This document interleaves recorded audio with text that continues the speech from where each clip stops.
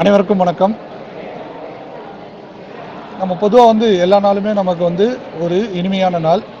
ஆனால் அந்த இனிமையான நாளில் ஒரு சில நாள் மட்டும்தான் நமக்கு ஒரு சந்தோஷமான நாளாக இருக்கும். எனக்கு இன்னைக்கு ஒரு சந்தோஷமான நாளாக நான் இன்னைக்கு பார்க்குறேன்.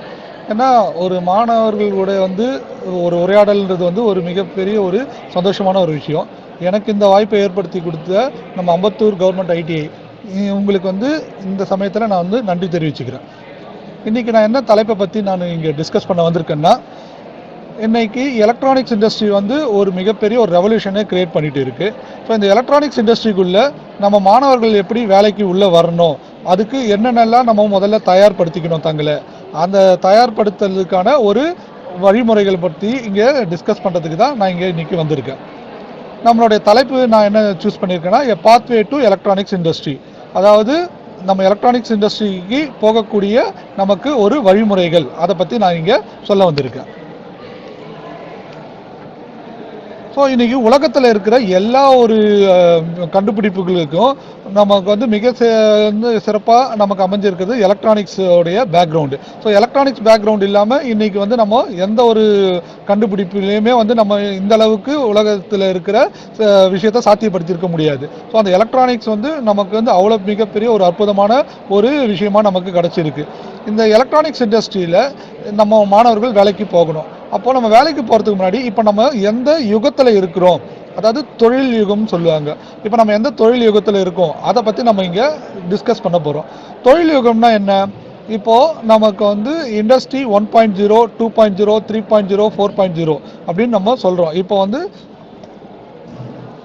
நம்மளுடைய பாத் என்ன இருக்க போகுது, இங்கே படிக்கக்கூடிய ஸ்டூடெண்ட்டு நீங்கள் இந்த கோர்ஸை முடிச்சுட்டு எங்கே நம்ம வேலைக்கு போக போகிறோம், விச் இண்டஸ்ட்ரியல் ரெவல்யூஷன், எந்த ரெவல்யூஷனில் உங்களுடைய வேலை வாய்ப்புகள் இருக்க போது, எந்த வேலை வாய்ப்புக்கு உங்களை நீங்கள் தயார்படுத்திக்கணும், அதுக்கான ஒரு வழிமுறைகளில் இப்போ நான் இங்கே சொல்ல போகிறேன். இப்போ நமக்கு நான் ஏற்கனவே சொன்ன மாதிரி இண்டஸ்ட்ரியல் ரெவல்யூஷன் 4 ரெவல்யூஷன் இதுவரை நடந்திருக்கு. முதல் ரெவல்யூஷன் 17ஆம் நூற்றாண்டு, ரெண்டாவது ரெவல்யூஷன் 18ஆம் நூற்றாண்டு, மூணாவது ரெவல்யூஷன் 19ஆம் நூற்றாண்டு. இப்போது 4வது ரெவல்யூஷன் இன்றைய காலகட்டத்தில் நம்ம பயன்படுத்திட்டு இருக்கிற இப்போ இண்டஸ்ட்ரிகளில் இருக்கிற ரெவல்யூஷன் இண்டஸ்ட்ரி 4.0. ஸோ இந்த இண்டஸ்ட்ரி 4.0க்கு தான் நம்ம மாணவர்களை தயார்படுத்த போகிறோம். இப்போது இண்டஸ்ட்ரி 4.0ன்னு நம்ம சொல்லிட்டோம். அப்போது அதுக்கு முன்னாடி 3.0, 2.0, 1.0 பற்றி நம்ம தெரிஞ்சுக்கணுமா? உதாரணத்துக்கு இப்போ நம்ம ஒரு வாகனத்தில் நம்ம காரை ஒரு உதாரணத்துக்கு எடுத்துக்கலாம். நம்ம காரில் மொத்தம் எத்தனை கண்ணாடி இருக்குது? நமக்கு காரில் முன்னாடி பார்க்குற ஒரு கண்ணாடி இருக்கும், பின்னாடி பார்க்குறதுக்கு ஒன்று இருக்கும், சைடில் ரைட் சைடில் ஒரு மிரர் இருக்கும், லெஃப்ட் ஹேண்ட் சைடில் ஒரு மிரர் இருக்கும், பின்னாடி பார்க்குறதுக்கு ஒரு மிரர் இருக்கும், அதே மாதிரி சைடில் விண்டோங்களுக்கு ஒரு மிரர், கிட்டத்தட்ட 9 கண்ணாடிகள் இருக்கும். இப்போ நம்ம எந்த கண்ணாடியை அதிக நேரம் பார்த்து வாகனத்தை நம்ம பயணிச்சுட்டு இருப்போம்? நம்ம பொதுவாக முன்னாடி இருக்க கண்ணாடியை பார்த்துட்டு தான் பயணிச்சுட்டு இருப்போம். ஆனால் அப்பப்போ நம்ம என்ன, பின்னாடி இருக்கிற வண்டி வாகனம் ஏதாவது வருதான்றதுக்காக நமக்கு பின்னாடி இருக்கிற அந்த மிரர் மூலமாக பின்னாடி நம்ம பார்க்குறோம். அதே மாதிரி ரைட் சைடில் பார்க்குறோம், லெஃப்ட் சைடில் பார்க்குறோம்.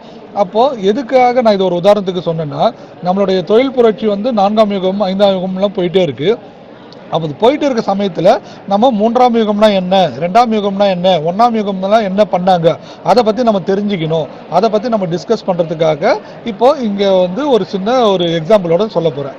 இப்போ 17ஆம் நூற்றாண்டில், அதாவது 1784 அந்த காலத்தில் நடந்த தொழில்கள் எல்லாமே இண்டஸ்ட்ரியல் ரெவல்யூஷன் 1ன்னு சொன்னாங்க. அது என்னென்னா பியூர்லி நம்மளுடைய மெக்கானிக்கல் ஆக்ஷன், ஒரு ஸ்டீம் மூலமாக ஒரு நடந்த ஒரு தொழில் முறைகளை தான் என்ன சொன்னாங்க, இண்டஸ்ட்ரியல் ரெவல்யூஷன் 1.0ன்னு சொன்னாங்க. உதாரணத்துக்கு நம்ம நாடு ஒரு விவசாய நாடு.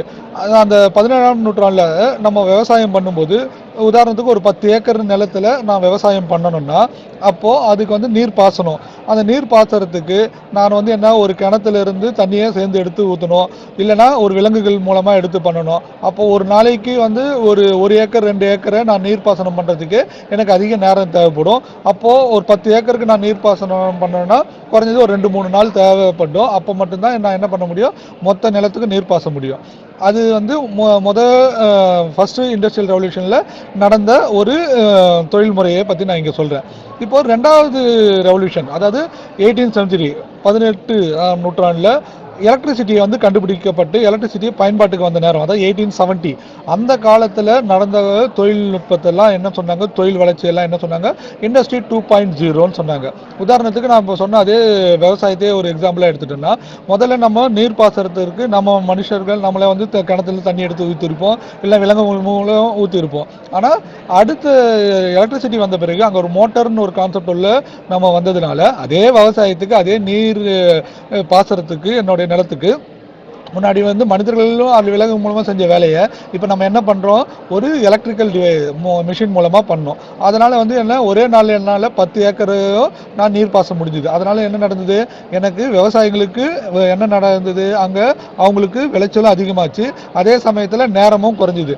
அப்போது ஒரு தொழில் புரட்சி நடக்கும் பொழுது என்ன நமக்கு அட்வான்டேஜ் நடக்குதுன்னா, நமக்கு நேரம் நேரத்தை மிச்சப்படுத்துகிறோம், அதே சமயத்தில் அதோடைய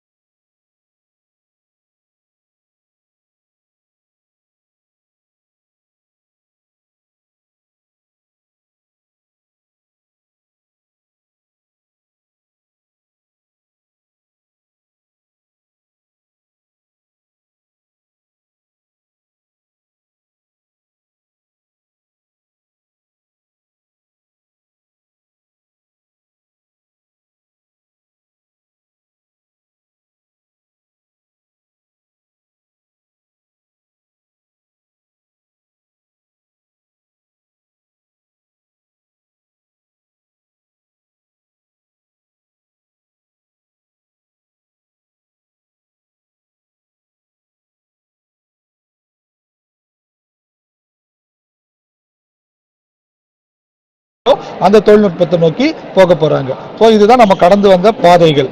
நம்ம இண்டஸ்ட்ரி 1.0 வந்து 17th century, industry 2.0 18th century, industry 3.0 19th century, இன்னைக்கு இருக்க காலகட்டத்தில் இண்டஸ்ட்ரி 4.0.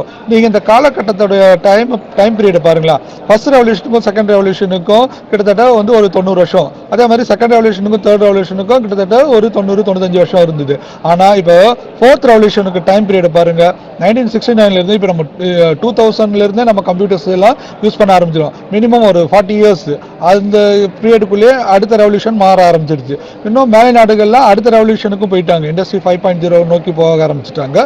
ஸோ இதுதான் வந்து நீங்கள் தெரிஞ்சுக்கக்கூடிய ஒரு முக்கியமான ஒரு விஷயம். நீங்கள் எந்த துறையில் இருந்தாலும் உங்களுடைய துறையை நீங்கள் வந்து எந்த தொழில்நுட்பம், எந்த தொழில் ரெவல்யூஷன் அதுக்கு நீங்களே உங்களை தயார்படுத்திக்கணுமோ அதுக்கேற்ற மாதிரி நீங்கள் உங்களை தயார்படுத்திங்க. ஓகேங்களா? இது நான் ஏற்கனவே சொன்ன எக்ஸாம்பிள். இண்டஸ்ட்ரி 1.0 வந்து என்ன, ஃபுல் அண்ட் ஃபுல் ஒரு மெக்கானிக்கல் சிஸ்டம் மூலமாக நடந்தது, மனிதர்கள் மூலமாக ஒரு வேலைப்பாடுகள் நடந்தது.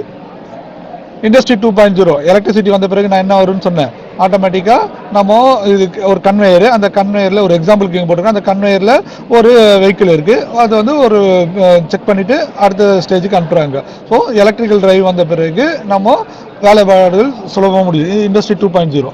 இண்டஸ்ட்ரி 3.0 நம்ம வந்து என்ன சொன்னேன், ஒரு செமிகண்டக்டர் வந்த பிறகு, கம்ப்யூட்டர் வந்த பிறகு ஆட்டோமேஷன். நீங்கள் இண்டஸ்ட்ரியில் மோஸ்ட்லி நம்ம இதை தான் யூஸ் பண்ணுறோம், என்ன, ஒரு ஆட்டோமேஷன். இண்டஸ்ட்ரி 4.0 இன்னைக்கு நம்ம இன்டர்நெட் மூலமாக பாருங்க, இன்டர்நெட் மூலமாக எங்கே இருந்தோம்னாலும் எந்த ஒரு மிஷினை எங்கே இருந்து நம்ம கண்ட்ரோல் பண்ணுறோம். இது இண்டஸ்ட்ரி 4.0. ஸோ இப்போ நான் வந்து முதல்ல குறிப்பிட்டிருக்கிறது வந்து என்ன, நம்ம இண்டஸ்ட்ரி டெவலப் ஆகிறதுக்கு மேஜரான பேக் போனாக இருக்குது வந்து எலக்ட்ரானிக்ஸ் இண்டஸ்ட்ரி. இது ஃபர்ஸ்ட் பாயிண்ட்டை நான் இங்கே பதிவு பண்ணேன். ரெண்டாவது பாயிண்ட்டு நான் என்ன பதிவு பண்ணியிருக்கேன்னா, இங்கே வந்து இண்டஸ்ட்ரி ரெவல்யூஷனை பற்றி நீங்கள் தெரிஞ்சுக்கணும். இண்டஸ்ட்ரியல் ரெவல்யூஷன் வந்து இதுவரை 3 ரெவல்யூஷன் முடிஞ்சிருக்கு. 4வது ரெவல்யூஷனில் இப்போ நம்ம நம்ம நகர்ந்துட்டு இருக்கோம். அந்த 4வது ரெவல்யூஷனுக்கு நம்ம எப்படி நம்மளை தயார்படுத்த போகிறோன்றது தான் இப்போ அடுத்தடுத்து ஸ்டைலில் நம்ம டிஸ்கஸ் பண்ண போகிறோம். ஸோ இப்போ நம்ம இருக்க ரெவல்யூஷன் என்ன ரெவல்யூஷன் சொன்னால் industrial revolution. Our era is the 4th industrial revolution. So இந்த ரெவல்யூஷனை பற்றி நம்ம இங்கே பார்க்க போகிறோம். ஸோ இந்த 4th ரெவல்யூஷன்லேருந்து என்ன இருக்குது பாருங்கள், intelligent of networking of machines and process. ஒரு மெஷின்ஸ் எல்லாமே வந்து நம்ம என்ன பண்ணுறோம், ஒரு நெட்வொர்க்குள்ளே எடுத்துகிட்டு வந்துடும். அதுக்கப்புறமா அதுக்கான வேலைப்பாடுகளை ஒரு ப்ராசஸ் பண்ணுறோம். உதாரணத்துக்கு இப்போ நம்ம உணவு டெலிவரி பண்ணக்கூடிய ஆப் எடுத்துங்க, இல்லைனா நமக்கான வாகனம் டிரான்ஸ்போர்ட்டுக்காக யூஸ் பண்ணக்கூடிய, இப்போ ஃபார் எக்ஸாம்பிள் உதாரணத்துக்கு நான் என்ன சொல்ல வரேன்னா, ஓலா, ஊபர், உணவுக்கு வந்து ஸ்விக்கி, தன்சோ இவங்கெல்லாம் இருக்காங்க பார்த்தீங்களா. ஸோ அவங்க எல்லாமே நம்ம யூஸ் பண்ணுற கான்செப்ட் வந்து இப்போ இது நான் சொல்கிறத கொஞ்சம் யோசிச்சு பாருங்கள். நெட்வொர்க்கிங் ஆஃப் மிஷின், நம்மளுடைய மொபைல் ஒரு டிவைஸாக இருக்குது, அவங்க கிட்ட ஒரு மொபைல் ஒரு டிவைஸாக இருக்குது, ரெண்டுமே இன்டர்நெட் மூலமாக கனெக்ட் ஆகுது. கனெக்ட் ஆகிட்டு ஒரு ப்ராசஸ் பண்ணுறாங்க. என்ன ப்ராசஸ் பண்ணுறாங்க, எனக்கு ஒரு உணவு வேணும்னா இந்த உணவை வந்து எந்த சமயத்துக்கு டெலிவரி பண்ணணும், என்னென்ன உணவு வேணும், எந்த இடத்துக்கு டெலிவரி பண்ணணும், எல்லா விஷயத்தையும் நம்ம அதில் ஃபீட் பண்ணிட்டோம்னா அது வந்து நமக்கு ஆட்டோமேட்டிக்காக உணவு நம்மளுக்கு தேடி வீடு தேடி வருது.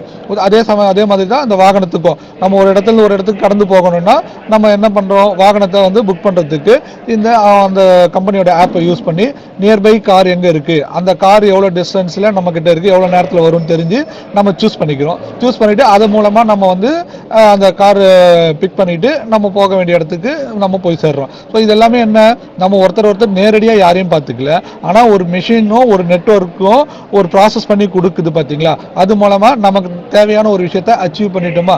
ஸோ இதுதான் வந்து இண்டஸ்ட்ரி 4.0 மிகப்பெரிய ஒரு வரமாக நம்ம பார்க்குறோம். ஏன்னா நமக்கு நேரம் மிச்சப்படுத்துகிறோம். அதே சமயத்தில் நமக்கு என்ன வேணுன்றது நம்ம தெளிவாக நம்ம முடிவு பண்ணிட்டு அதுக்கான வேலையை நம்ம பண்ணிக்கிறோம். ஸோ இதுதான் இங்கே கொடுத்துருக்க அந்த keyword, the intelligent of networking of machines and process in industry with aid of communication technology. So அந்த கம்யூனிகேஷன் அண்ட் இன்ஃபர்மேஷன் டெக்னாலஜி மூலமாக இந்த எல்லா மெஷின்ஸும் நம்ம நெட்வொர்க்குள்ளே எடுத்துகிட்டு வந்து நமக்கு தேவையான ப்ராசஸ் பண்ணுறோம். இதுதான் இண்டஸ்ட்ரி 4.0. ஓகேங்களா. இப்போ அந்த இண்டஸ்ட்ரி 4.0ல நம்ம மேஜராக நம்ம என்ன கான்செப்டை நம்ம கையில் எடுக்கிறோம், ஐஓடி. ஐஓடினா என்ன, ஏற்கனவே நான் சொன்னேன், the internet of things. So இப்போ நம்ம முதல் ஸ்லைடில் என்ன பாருங்கள், network of machines and process சொன்னோம் பார்த்தீங்களா. இப்போ இங்கே வந்து பாருங்கள், அது வந்து அந்த நெட்வொர்க் என்ன பண்ணுது, smart device to collect and exchange data. நான் முதல்ல சொன்ன எக்ஸாம்பிள் எடுத்து பாருங்கள், நம்ம உணவு டெலிவரி பண்ணுற ஆப்போ இல்லை நம்ம போக்குவரத்துக்கு பயன்படுத்தக்கூடிய ஆப்போ அதெல்லாம் என்ன பண்ணுது, the network of connectivity of smart device to collect and exchange data. நம்ம மொபைல் வந்து ஒரு ஸ்மார்ட் டிவைஸ், அந்த ஸ்மார்ட் டிவைஸ்லேருந்து ஒரு டேட்டாவை நம்ம அங்கே ட்ரான்ஸ்ஃபர் பண்ணுறோம். அது மூலமா அந்த டெஸ்டினேஷன்ல அந்த டேட்டாவை அவங்க அக்செப்ட் பண்றாங்க. அக்செப்ட் பண்ணிட்டு அவங்க சம் டேட்டாவை நமக்கு கொடுக்குறாங்க. உதாரணத்துக்கு உங்களுக்கு தேவையான ஃபுட் ஆர்டரை டெலிவரி பண்ணிட்டோம், நீங்க வந்து இந்த சோன்ஸ் டைம்ல உங்களுக்கு வந்து ஃபுட்டு வீட்டு தேடி வந்துடும். அதே மாதிரி இந்த கார் நீங்க புக் பண்ணிட்டீங்க, ஸோ டைம்குள்ள கார் வந்து உங்களை வந்து பிக்கப் பண்ணிக்கும். ஸோ இது எல்லாமே வந்து என்ன, network of connectivity of smart device and to collect and exchange data. So இதான் ஐஓடியோடைய மேஜர் வந்து என்னன்னா, எல்லாத்தையுமே வந்து நம்ம கனெக்ட் பண்ணிட்டு அது மூலமா டேட்டாவை எக்ஸ்சேஞ்ச் பண்ணிக்கிறோம். ஓகேங்களா. அடுத்து இந்த ஐஓடி எப்படி ஒர்க் ஆகுதுன்னு நமக்கு தெரியணும். ஸோ ஐஓடியில் வந்து நம்ம வந்து ஒரு 4 ஸ்டேஜ் வச்சு ஒரு டயக்ராம் போட்டிருக்கேன். பொதுவாகவே நமக்கு வந்து என்னென்னா, ஒரு என்வாயன்மெண்ட்டு, ஒரு சென்சாரு நான் இங்கே சொல்லியிருக்கேன். உதாரணத்துக்கு இப்போ நம்ம எல்லார் வீட்லையுமே வந்து ஏசி பயன்படுத்துகிறோம். உள்ள வந்து இண்டோர் யூனிட்னு ஒன்று இருக்கும், அவுட்டோர் யூனிட்னு ஒன்று இருக்கும். இண்டோர் யூனிட்டில் என்ன, நமக்கு தேவையான டெம்பரேச்சரை நம்ம அங்கே செட் பண்ணுறோம். செட் பண்ண பிறகு அவுட்டோர் யூனிட்டில் அதை பேஸ் பண்ணி வெளில இருக்க கம்ப்ரஸர் போது ரன் ஆகும். குறிப்பிட்ட டெம்பரேச்சர் இண்டோரில் வந்த பிறகு என்ன நடக்கும், அந்த அவுட்டோர் யூனிட்டோட கம்ப்ரஸரு ஆஃப் ஆகும். இது எப்படி நடக்குதுன்னா, இங்கே நான் ஃபஸ்ட்டு என்வாயன்மெண்ட்னு ஒன்று கொடுத்துருக்கேன் பார்த்தீங்களா, அது நீங்கள் இருக்கிற ரூமாக அஸ்யூம் பண்ணிங்க. அந்த ரூமில் இருக்கக்கூடிய வெப்பத்தை, அதாவது டெம்பரேச்சரை மானிட்டர் பண்ணுறதுக்கு ஒரு சென்சார். இப்போ சென்சாரில் வந்து அந்த ரூம் டெம்பரேச்சரை மானிட்டர் பண்ணுது. உதாரணத்துக்கு நம்ம 23 டிகிரி நம்ம செட் பண்ணிட்டோம்னா அந்த ரூமில் 23 டிகிரி டெம்பரேச்சர் இருக்கான்றது அது செக் பண்ணோம். செக் பண்ண பிறகு அந்த டேட்டா வந்து எங்கே போகுதுன்னா, நம்ம எம்படட் இந்த ஒரு வார்த்தை, இதை நல்லா பார்த்துங்க, அடுத்த ஸ்லைட் அதை பற்றி சொல்கிறேன். அந்த டிவைஸுக்கு வந்து அது வந்து சிக்னல் கொடுத்துருது, அது உங்களுக்கு தேவையான டெம்பரேச்சர் இந்த ரூமில் இருக்கா இல்லையான்னு. ஸோ இல்லைன்னா ஆக்சுவேட்டர்ஸ் நீங்கள் ஒன்று கொடுத்துருக்கோம் பார்த்தீங்களா, அந்த ஆக்சுவேட்டர்ஸ் என்ன பண்ணுது, நம்ம டோட்டலாக மிஷினை அதான் வெளில இருக்க கம்ப்ரஸரை ஆன் பண்ணுதா ஆஃப் பண்ணுதா அதை பேஸ் பண்ணி அந்த ரூமில் இருக்க பீப்புள் வந்து என்ன பண்ணுறாங்க, அந்த கூலிங் எஃபெக்டை நம்ம என்ஜாய் பண்ணுறோம். இதுதான் வந்து என்ன, ஒரு ஜென்ரலான ஒரு எக்ஸாம்பிள். இப்போ என்வாயன்மெண்ட் வந்து நம்ம ஃபர்ஸ்ட் சொன்ன 23 டிகிரி வந்துடுச்சு. அப்போ என்ன பண்ணோம், இந்த சென்சார் வந்து எம்படட் போர்டுக்கு வந்து என்ன சிக்னல் கொடுக்கும், 23 டிகிரி அட்டைன் ஆயிடுச்சுன்னு. ஸோ எம்படட் போர்டு வந்து அந்த மோட்டரை வந்து அதாவது வெளியில் இருக்க கம்ப்ரஸரை வந்து ஆஃப் பண்ணிடும். இப்போ ஆஃப் பண்ண பிறகு ஒரு பர்டிகுலர் டைமுக்கு வந்து அந்த ரூமில் இருக்க டெம்பரேச்சர் அப்படியே மெயின்டைன் ஆகிட்டு இருக்கும். திரும்ப டெம்பரேச்சர் குறையும் போது திரும்பவும் நம்ம அந்த சென்சார் வந்து என்ன பண்ணோம், என்வரன்மெண்ட்ல இருக்கிறத செக் பண்ணிட்டே இருந்துட்டு திரும்பவும் அந்த எம்படடுக்கு இன்ஸ்ட்ரக்ஷன் கொடுக்கும், டெம்பரேச்சர் குறைஞ்சிடுச்சு, நீங்கள் வந்து என்ன பண்ணுங்க, கம்ப்ரஸர் ஆன் பண்ணி ரூமை சில் பண்ணுங்கன்னு. ஸோ அது வந்து ப்ராசஸ் ஆகிட்டே இருக்கும். ஸோ இதுதான் வந்து ஃபர்ஸ்ட் அந்த ஜென்ரலாக இருந்த ஒரு கான்செப்ட். இப்போ ஐஓடினா என்னன்னா, இப்போ ஆல்ரெடி இருக்கக்கூடிய எம்படட் பிளாட்ஃபார்ம் கூட இன்டர்நெட்டை வந்து நம்ம கனெக்ட் பண்ணி அது மூலமா நம்ம ஆக்சஸ் பண்ணோம்னா அதான் ஐஓடி. இது வந்து நான் ஒரு எக்ஸாம்பிள் ஏசிக்கு சொன்னேன். நீங்கள் எந்த எக்ஸாம்பிளுக்கு கூட நம்ம இந்த ஐஓடியை நம்ம இம்ப்ளிமெண்ட் பண்ணலாம். இப்போ நம்ம சொன்ன கான்செப்டை பாருங்கள். First environment room temperature monitor பண்ணுது, சென்சார் வருது, சென்சார் வந்தது எம்படட் டிவைஸ்க்கு வருது, டிவைஸ்க்கு வந்துட்டு எங்கே வருது, இன்டர்நெட் மூலமாக செக் பண்ணிவிட்டு அந்த இன்டர்நெட் வழியாக நம்ம வந்து என்ன பண்ணுறோம், கம்ப்ரஸரை கண்ட்ரோல் பண்ணி பீப்புளை என்ஜாய் பண்ணுறோம். ஸோ எக்ஸிஸ்டிங் எம்படட் போர்டு, அந்த எம்படட் போர்டில் நம்ம இன்டர்நெட்டை கனெக்ட் பண்ணால் அதான் ஐஓடி. ஸோ பேசிக்காக நம்ம எம்படட் சிஸ்டத்தை நல்லா ஸ்ட்ராங் பண்ணணும். எம்படட் இல்லாமல் இன்னைக்கு எலக்ட்ரானிக்ஸ் இண்டஸ்ட்ரி எதுவுமே கிடையாது. ஸோ நீங்கள் மாணவர்களாக என்ன பண்ணணும், இந்த எம்படட் சிஸ்டத்தை நல்லா ஃபெமிலியரைஸ் பண்ணுங்க. ஃபெமிலியரைஸ் பண்ண பிறகு உங்களுக்கான ஐஓடிக்கான பிளாட்ஃபார்மை நீங்கள் ஈஸியாக நீங்களே அமைச்சிக்கலாம். நீங்களே ஈஸியாக ஒரு ப்ராடக்ட் உற்பத்தி, நீங்களே ஒரு தொழில் தொடங்குறதுக்கும் இது வந்து ரொம்ப சாத்தியமாக இருக்கும். ஒரு தொழில்நுட்பத்தை நம்ம தெளிவாக கற்றுக்கிட்டோம்னா, இப்போ உதாரணத்துக்கு நம்ம சைக்கிள் ஓட்ட கற்றுக்கிட்டோம்னா அதனால தான் இன்றைக்கி நம்ம 2 வீலர் ஓட்டுறோம், கார் ஓட்டுறோம், எல்லாமே பண்ணுறோம். ஆனால் நம்ம ஸ்கூலில் அந்த சைக்கிள் ஓட்டின கற்றுக்கிற டைமில் நம்ம அங்கே படிச்சிருப்போம், ஸ்கூலில் படித்தது, அந்த படித்தது எல்லாமே இன்றைக்கி ஞாபகம் இருக்காது. அப்போது சில விஷயம் மறந்துடுவோம். ஸோ கற்றுக்கிட்டோம்னா நமக்கு என்றைக்குமே மறக்காது. படித்தா நமக்கு வந்து ஒரு சிலது மட்டும்தான் ஞாபகம் இருக்கும். அதனால் நீங்கள் தொழில்நுட்பத்தை கற்றுக்குங்க. அந்த கற்றுக்கிட்டா நீங்களே சொந்த தொழில் அதிபராகவோ இல்லை தொழிலில் நீங்கள் முனைவராக ஆகிட்டு நீங்கள் ஒரு குறிப்பிட்ட மக்களுக்கு வேலை வாய்ப்பு கொடுக்கறதுக்கும் இந்த பிளாட்ஃபார்ம் வந்து உங்களுக்கு மிக சிறப்பாக உதவும். இப்போ ஐஓடியோடைய நெட்வொர்க் எப்படி இருக்குன்னா, உதாரணத்துக்கு நாங்கள் சொன்ன மாதிரி தான் என்வரன்மெண்ட்டில் இருக்க எல்லா சென்சார்ஸும் பாருங்கள். எல்லா சென்சார்ஸு அந்த ஒரு கேட்வே, அந்த கேட்வே தான் நம்ம எம்படட் போர்டுன்னு சொன்னோம் பார்த்தீங்களா. இப்போ இங்கே எம்படட்னு சொன்ன பார்த்தீங்களா, எம்படட் ஹார்ட்வேர்னு. இந்த எம்படட் ஹார்ட்வேரு அந்த இதுதான் இந்த கேட்வே நான் இங்கே நேம் பண்ணியிருக்கேன். ஸோ அந்த கேட்வேயில் வந்து எல்லா சிக்னலும் வரும். அங்கே நம்ம ப்ரோக்ராம் பண்ணதை பேஸ் பண்ணி நம்ம டேட்டா வந்து என்ன, ஒரு கிளவுட்னா ஒரு விர்ச்சுவல் சர்வர். ஸோ அந்த சர்வரில் போயிட்டு டேட்டா ஸ்டோர் ஆகும். ஸ்டோர் ஆகிட்டு நம்மளுடைய அப்ளிகேஷன் பேஸ் பண்ணி நம்ம என்ன பண்ணுறோம், எண்ட் யூஸருக்கு உதாரணத்துக்கு இது உங்களோட மொபைல் ஆப் மாதிரி அஸ்யூம் பண்ணிங்க. நீங்கள் வந்து ஃபுட் டெலிவரி பண்ணுற ஆப்பாக இருந்ததுன்னா உங்களுடைய மொபைலில் வந்து அந்த பார்க்கலாம், உங்களுடைய டெஸ்க்டாப்லேயும் நீங்கள் அதை பார்க்கலாம். பார்க்கும்பொழுது நமக்கு தேவையான விஷயத்தை நம்ம வந்து என்ன கண்ட்ரோல் பண்ணிக்கிறோம், இல்லை ரிசீவ் பண்ணிக்கிறோம், இல்லை நம்ம அக்செப்ட் பண்ணிக்கிறோம். ஸோ இதுதான் பேசிக் ஐஓடியோடைய மேஜர் பிளாட்ஃபார்ம். ஸோ ஃபஸ்ட்டு என்ன, நம்ம ஒரு என்வரன்மெண்ட்டில் இருக்கிற என்வரன்மெண்ட்டில் இருக்க பேராமீட்டர்ஸை சென்சார் மூலமாக கலெக்ட் பண்ணி அந்த டேட்டாவை எம்படட் போர்டுக்கு நம்ம டேட்டா ட்ரான்ஸ்ஃபர் பண்ணுறோம். அந்த எம்படட் போர்டில் இருந்து நம்ம என்ன ரிசல்ட் வேணுமோ அதுக்கேற்ற மாதிரி நம்ம ப்ரீ கோட் பண்ணி வச்சுருந்தோம்னா அந்த பேஸ் பண்ணி நமக்கு வந்து அப்ளிகேஷனு நம்ம அச்சீவ் பண்ண முடியும். ஓகேங்களா, இதுதான் ஐஓடியோடைய மேஜர் ஒரு நெட்வொர்க். நெக்ஸ்ட், இப்போ எம்படட்னு ஒரு வார்த்தை சொன்னோம் பார்த்தீங்களா. இந்த எம்படட் சிஸ்டத்தை பற்றி நீங்கள் தெரிஞ்சுங்க. எம்படட் சிஸ்டம்னா என்னென்னா, ஒரு ஹார்ட்வேரை ஒரு சாஃப்ட்வேர் மூலமாக நம்ம கண்ட்ரோல் பண்ணோம்னா அது பேர் எம்படட் சிஸ்டம். உதாரணத்துக்கு நான் ஒரு டிஷர்ட் வாங்குகிறேன். அந்த டிஷர்ட் வந்து என்னோட கம்பெனி லோகோ அது மேலே நான் வந்து எம்ப்ராய்ட் பண்ணுறேன். அப்போனா என்ன, ஆல்ரெடி ஒரு மெட்டீரியல் இருக்குது, அந்த மெட்டீரியல் மேலே நான் இன்னொரு விஷயத்தை நான் அதில் கம்பைன் பண்ணேன்னா அது என்ன சொல்கிறாங்க, அதுதான் வந்து எம்ப்ராய்டிங் நம்ம அங்கே சொல்கிறோம் பார்த்தீங்களா. அதே மாதிரி தான் இங்கே ஒரு ஹார்ட்வேர் இருக்குது. அந்த ஹார்ட்வேரில் ஒரு சாஃப்ட்வேர் நம்ம அதில் ஒன்றா கம்பைன் பண்ணிட்டோம்னா அது பேர் தான் வந்து என்ன, எம்படட் சிஸ்டம் சொல்லுவாங்க. இந்த எம்படட் சிஸ்டத்தை நம்ம வந்து ஃபெமிலியராக நீங்கள் ப்ராக்டிஸ் பண்ணிட்டீங்கன்னா, ஏன்னா இன்றைக்கி day to day application embedded system இல்லாமல் எதுவுமே இல்லை. இப்போ உதாரணத்துக்கு நான் உங்ககிட்ட பேசிகிட்டு இருக்கிறது வந்து இந்த எம்படட் சிஸ்டம் தொழில்நுட்பத்தினால தான். இங்கே இருக்கிற ஐஓடி, ஸோ ரெண்டுமே சேர்ந்து தான் இப்போ உங்களையும் நாமளும் வந்து கனெக்ட் பண்ண முடியுது. இப்போ இந்த எம்படட் சிஸ்டம் இல்லைன்னா நான் இந்த பிபிடி இங்கே ப்ரெசென்ட் பண்ணுறதுக்கோ இல்லை இந்த ஒரு விஷயத்தை நான் கன்வே பண்ணுறதுக்கு முடிஞ்சிருக்காது. இன்டர்நெட் இருக்கிறதுனால தான் நீங்கள் ரிமோட்டில் எங்கே இருந்தாலுமே உங்ககிட்ட வந்து நான் சொல்லக்கூடிய விஷயத்த வந்து இப்போ கன்வே பண்ண முடியும். அதனால் எம்படட் சிஸ்டம் தான் வந்து backbone of our IoT, artificial intelligence.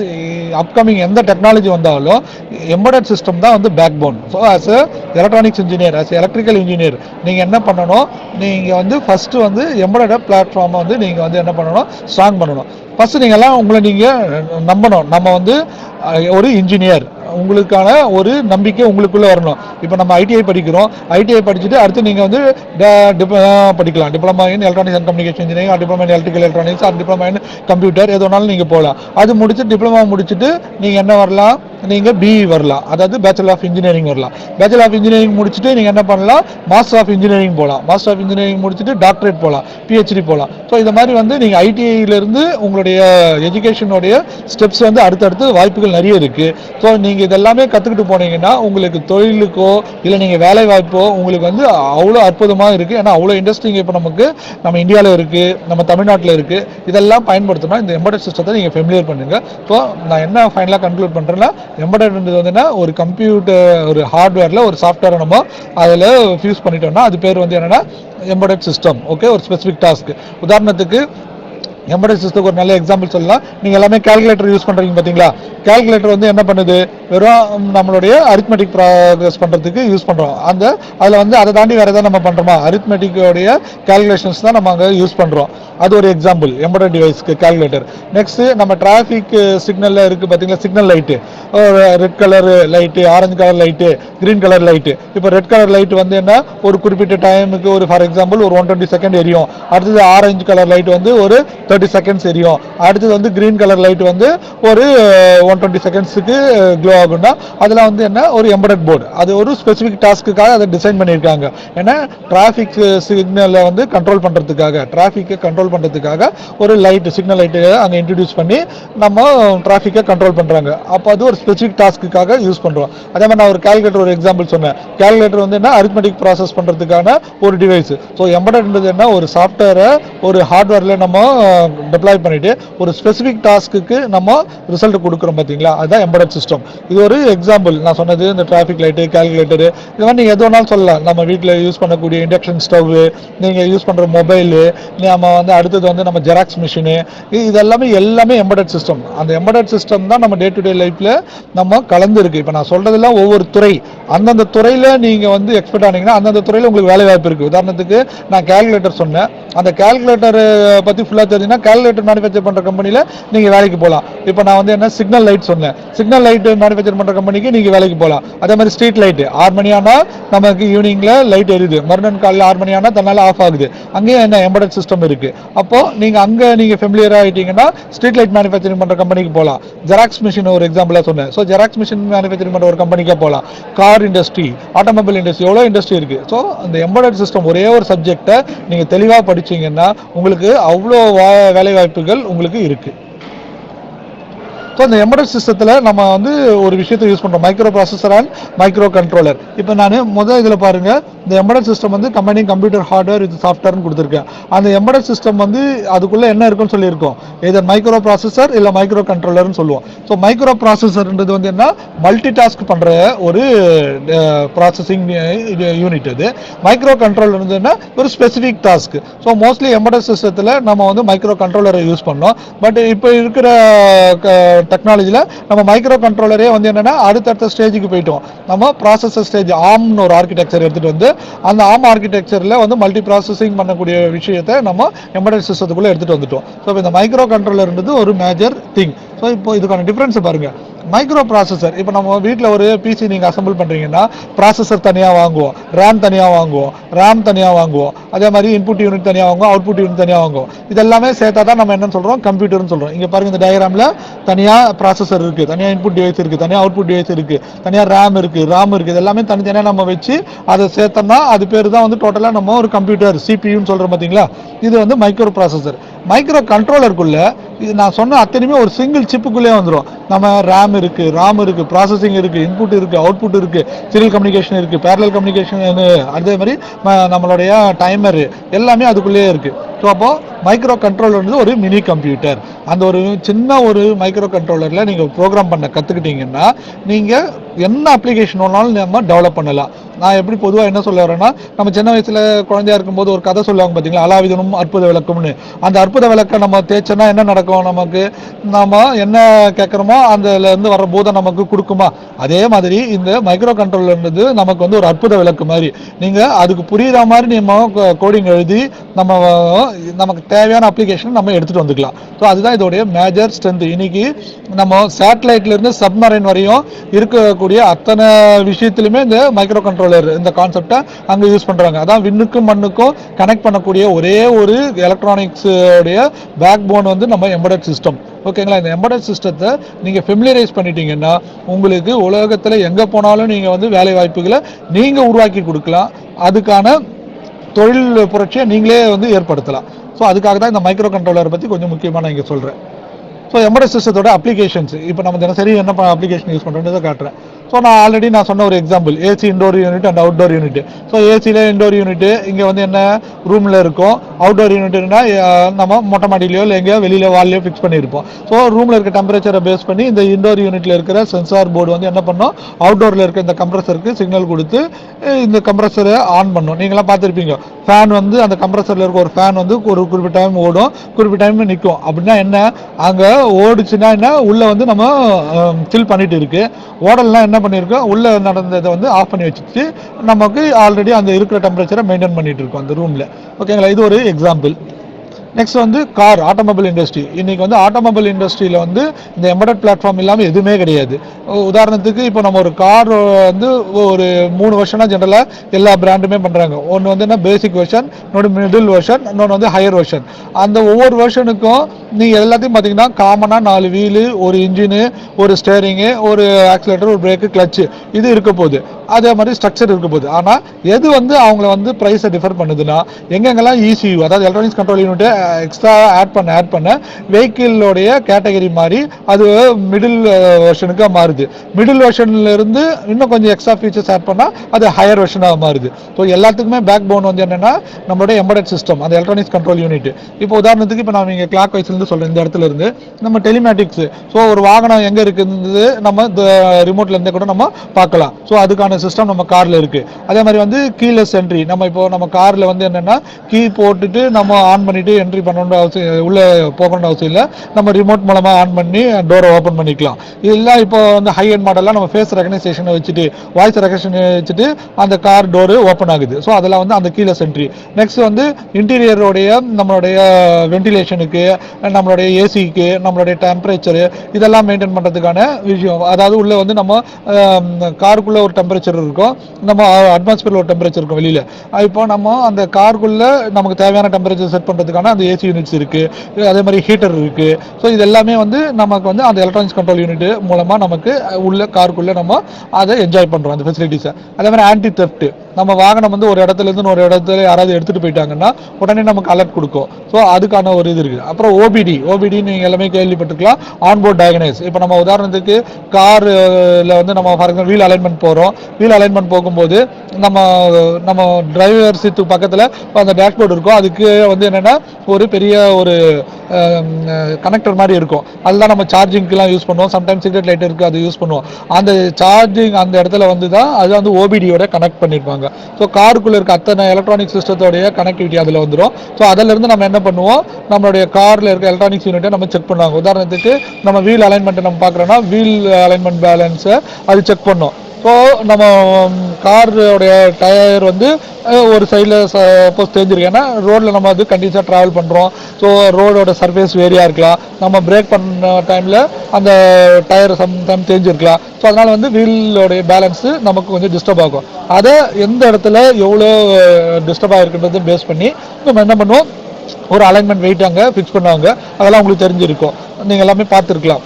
இல்லைனா நம்ம நியர்பை நம்ம அந்த கார் அலைன்மெண்ட் ஷாப்லாம் நீங்கள் போயிட்டு கூட பாருங்கள், இதெல்லாம் நடந்துட்டு இருக்கோம். இல்லைனா கார் சர்வீஸ் சென்டரு இல்லை நம்மளோட ஐடிஐயில் இருக்கிற எல்லாத்தோடைய லேப்லேயுமே இதெல்லாம் நீங்கள் பார்க்கலாம். ஸோ இப்போ எதுக்காக சொல்ல வரோன்னா அந்த ஓபிடின்ற ஒரு கான்செப்ட் மூலமாக காரில் இருக்க எல்லா எலக்ட்ரானிக்ஸ் யூனிட்டும் நம்ம செக் பண்ணலாம். Next TPMS, tyre pressure monitoring system. So இப்போ வர ஹையர் எண்ட் வெர்ஷன்லாம் நம்ம காரில் வந்து டெம்பரேச்சரு கரெக்டாக டயர் ப்ரெஷரை மெயின்டைன் பண்ணுறோமா இல்லையான்றது நமக்கு தெரியணும். ஏன்னா டயர் ப்ரெஷர் வேரி ஆச்சுன்னா என்னன்னா ஃபியூல் கன்சம்ஷன் வேரி ஆகும், சம்டைம் வந்து பஞ்சர் ஆகிறதுக்கு சான்சஸ் இருக்குது.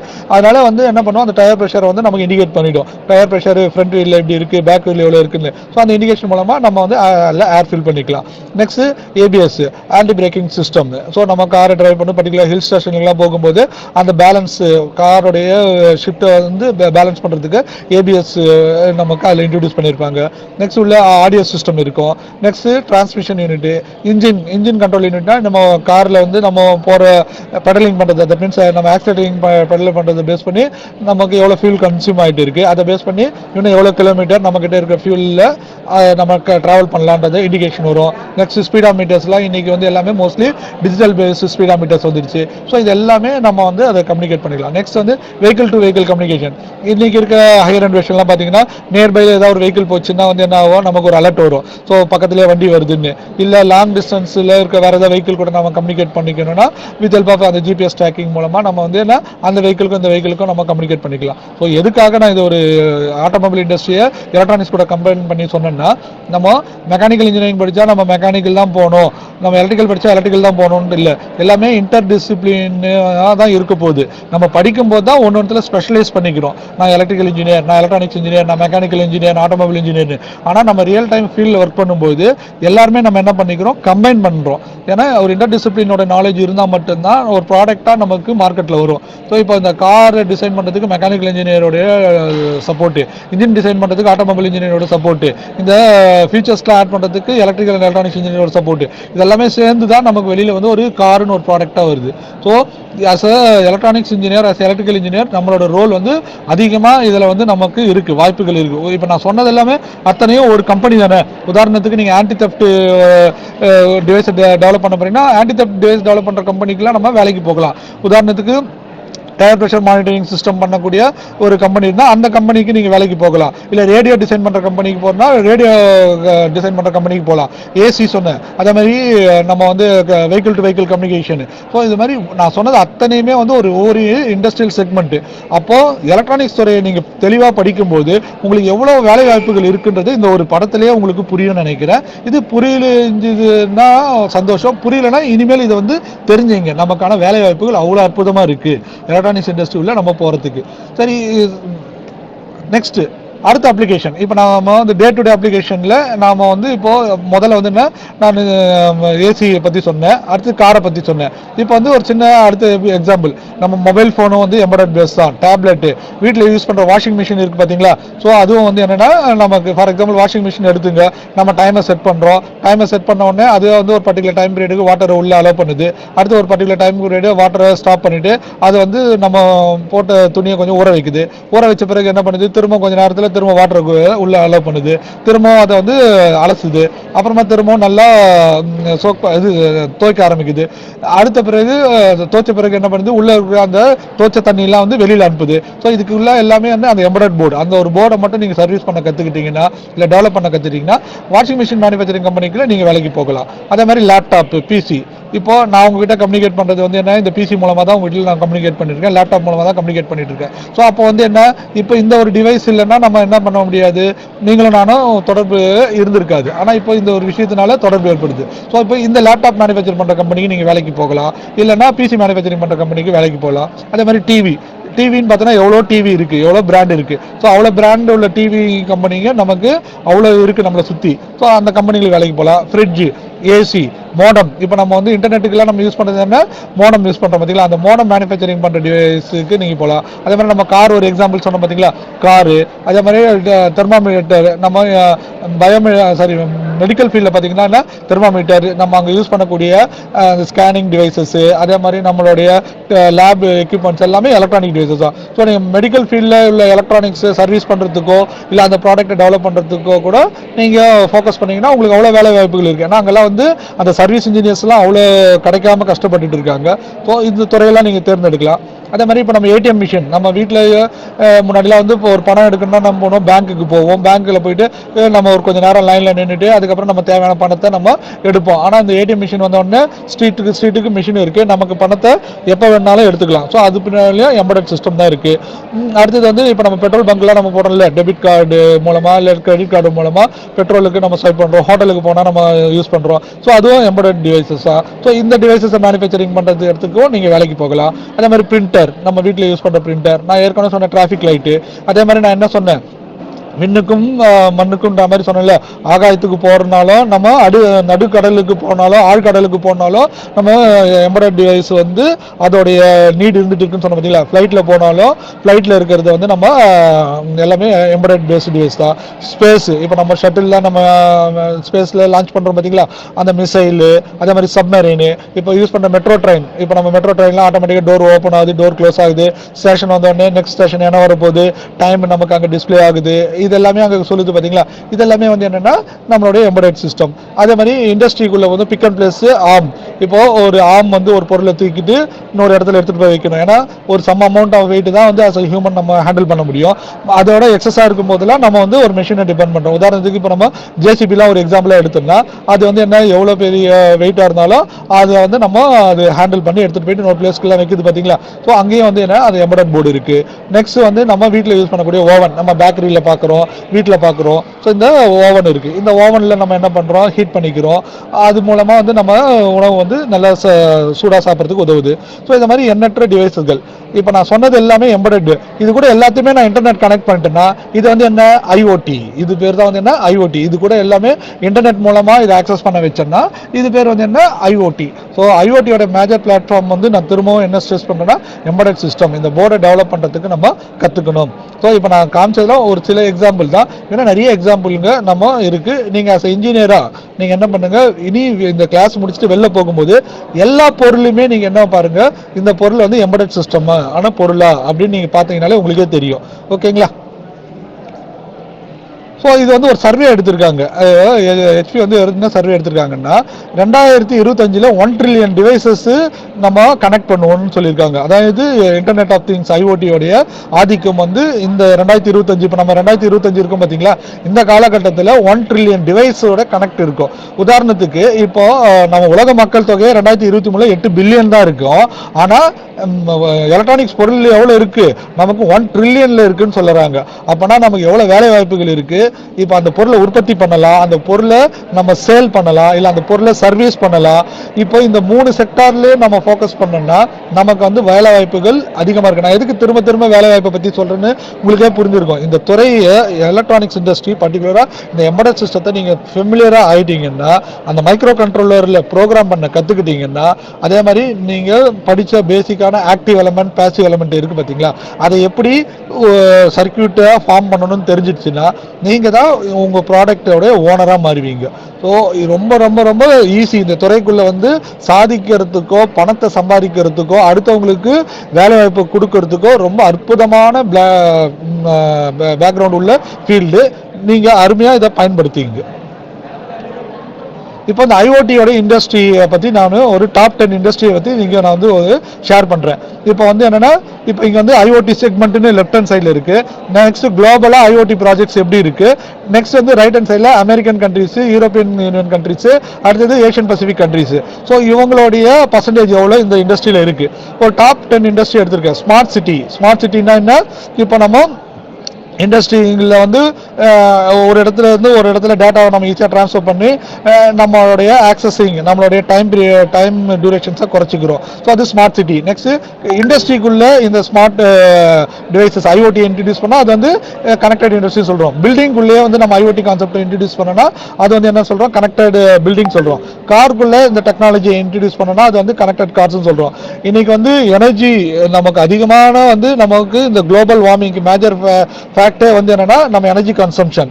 அந்த எனர்ஜி கன்சம்ஷனை எவ்வளோ நம்ம எனர்ஜி கன்சியூம் பண்ணிட்டு இருக்கோம், அதில் எவ்வளோ நம்ம எனர்ஜி கன்சம்ஷனை மிச்சப்படுத்தலாம்னு தெரியறதுக்கு இந்த ஃபிஃப்த்தாக கொடுத்துருக்கோம் பார்த்தீங்களா, அந்த ஸ்மார்ட் எனர்ஜி. ஸோ அந்த ஸ்மார்ட் எனர்ஜியை நம்ம வந்து ஃபோக்கஸ் பண்ணிங்கன்னா 2 விஷயம். ஒன்று வந்து நமக்கு பணத்தை நம்ம பாக்கெட்டில் நம்ம சேமிச்சுக்கலாம், ஏன்னா நம்மளுடைய யூனிட் கன்சம்ஷனை குறைக்கும் போது. அதே சமயத்தில் நம்ம இயற்கையை நம்ம பாதுகாக்கலாம், ஏன்னா இந்த எலக்ட்ரிசிட்டி மூலமாக தான் அதிகமாக நமக்கு என்ன நடக்குது உலக அளவில், அந்த கார்பன் எமிஷன், அதாவது CO2 ஈக்குவலன்ட்னு சொல்லுவோம். அந்த ஈக்குவலண்ட்டை வந்து நம்ம என்ன பண்ணுறோம், அங்கே குறைக்கிறதுக்கான வாய்ப்புகள் இருக்குது. அடுத்தது வந்து கனெக்டட் ஹெல்த். இப்போ நம்ம மெடிக்கல் இண்டஸ்ட்ரி, இந்த மெடிக்கல் இண்டஸ்ட்ரி உள்ள வந்து இப்போ இன்னைக்கு இருக்கிற டெக்னாலஜி யூஸ் பண்ணி மோஸ்ட்லி இந்த கோவிட் டைமில் நம்ம பார்த்தோம், டாக்டர்ஸை நம்ம வந்து ரிமோட்டில் நம்ம வீட்டில் இருந்துட்டு அவங்களோட கொடுக்குற இன்ஸ்ட்ரக்ஷனு, அவங்க என்னென்னலாம் நமக்கு மெடிசன் சாப்பிடணும்னு சொல்லிலாம் நம்ம கொடுத்தாங்க. அது மாதிரி எவ்வளோ டாக்டர்ஸ் நம்ம கோவிட் டைமில் நமக்கு ஹெல்ப் பண்ணாங்க. நம்ம ஹாஸ்பிட்டலுக்கு போகாமல் கோவிட் நமக்கு சீரியஸாக ஆகிறது கண்டிஷன் முன்னாடி நம்மளை ப்ரொடெக்ட் பண்ணாங்க. ஸோ அங்கே எல்லாமே இந்த ஐஓடி தான் நமக்கு பெருசாக யூஸ் ஆச்சு. அடுத்தது ஸ்மார்ட் சப்ளை செயின். இப்போ நமக்கு வந்து ஃபார் எக்ஸாம்பிள் நீங்கள் வந்து ஏதோ ஒரு ப்ராடக்ட் நம்ம ஆன்லைனில் டெலிவரி பண்ணுறோம், அது நமக்கு கரெக்ட் டைமுக்கு நமக்கு வந்து ரீச் ஆகுதுன்னா அதெல்லாமே வந்து ஃபுல் அண்ட் ஃபுல் அந்த சப்ளை செயின் மூலமாக நம்ம மானிட்டர் பண்ணிக்கிறோம். அடுத்தது வந்து ஸ்மார்ட் அக்ரிகல்ச்சர். நான் முதல்ல ஒரு எக்ஸாம்பிளுக்கு என்ன சொன்னேன், நம்மளுடைய இண்டஸ்ட்ரி ரெவல்யூஷன் வரும்போது இண்டஸ்ட்ரி 1.0, 2.0, 3.0, 4.0 போதில் நம்ம 1.0 வந்து மனிதர்களாக எல்லா வேலையும் செஞ்சோம். 2.0 எலக்ட்ரிக்கல் மிஷின்ஸ் வந்தது, மோட்டர் மூலமாக பண்ணோம். மூணாவது வந்து எலக்ட்ரானிக்ஸ் யூஸ் பண்ணி டைமுக்கு ஆன் பண்ணோம், ஆஃப் பண்ணோம். அடுத்தது ஐஓடி சென்சார்ஸ்னு ஒன்று சொன்னோம் பார்த்தீங்களா, ஐஓடி வரும்போது அந்த சென்சாரை பேஸ் பண்ணி எவ்வளோ தண்ணி வேணும் அப்போ மட்டும் நம்ம இரிகேட் பண்ணால் போதும்னு. ஸோ அதை மாதிரி இதுக்கும் நம்ம ஸ்மார்ட் அக்ரிகல்ச்சர் போகலாம். அடுத்து ஸ்மார்ட் ரீட்டைல். நம்ம கடையில் போய் பர்ச்சேஸ் பண்ணும்போது, உதாரணத்துக்கு நம்ம சூப்பர் மார்க்கெட்டில் இப்போ போகும்போது நம்ம வந்து ஒரு பொருளை எடுத்துகிட்டு வந்தோடனே அந்த எல்லாம் எடுத்து அவங்க பில் பண்ணுறதில்லை, ஆல்ரெடி அவங்க எல்லா டேட்டா ஃபெச் பண்ணி வச்சுருப்பாங்க.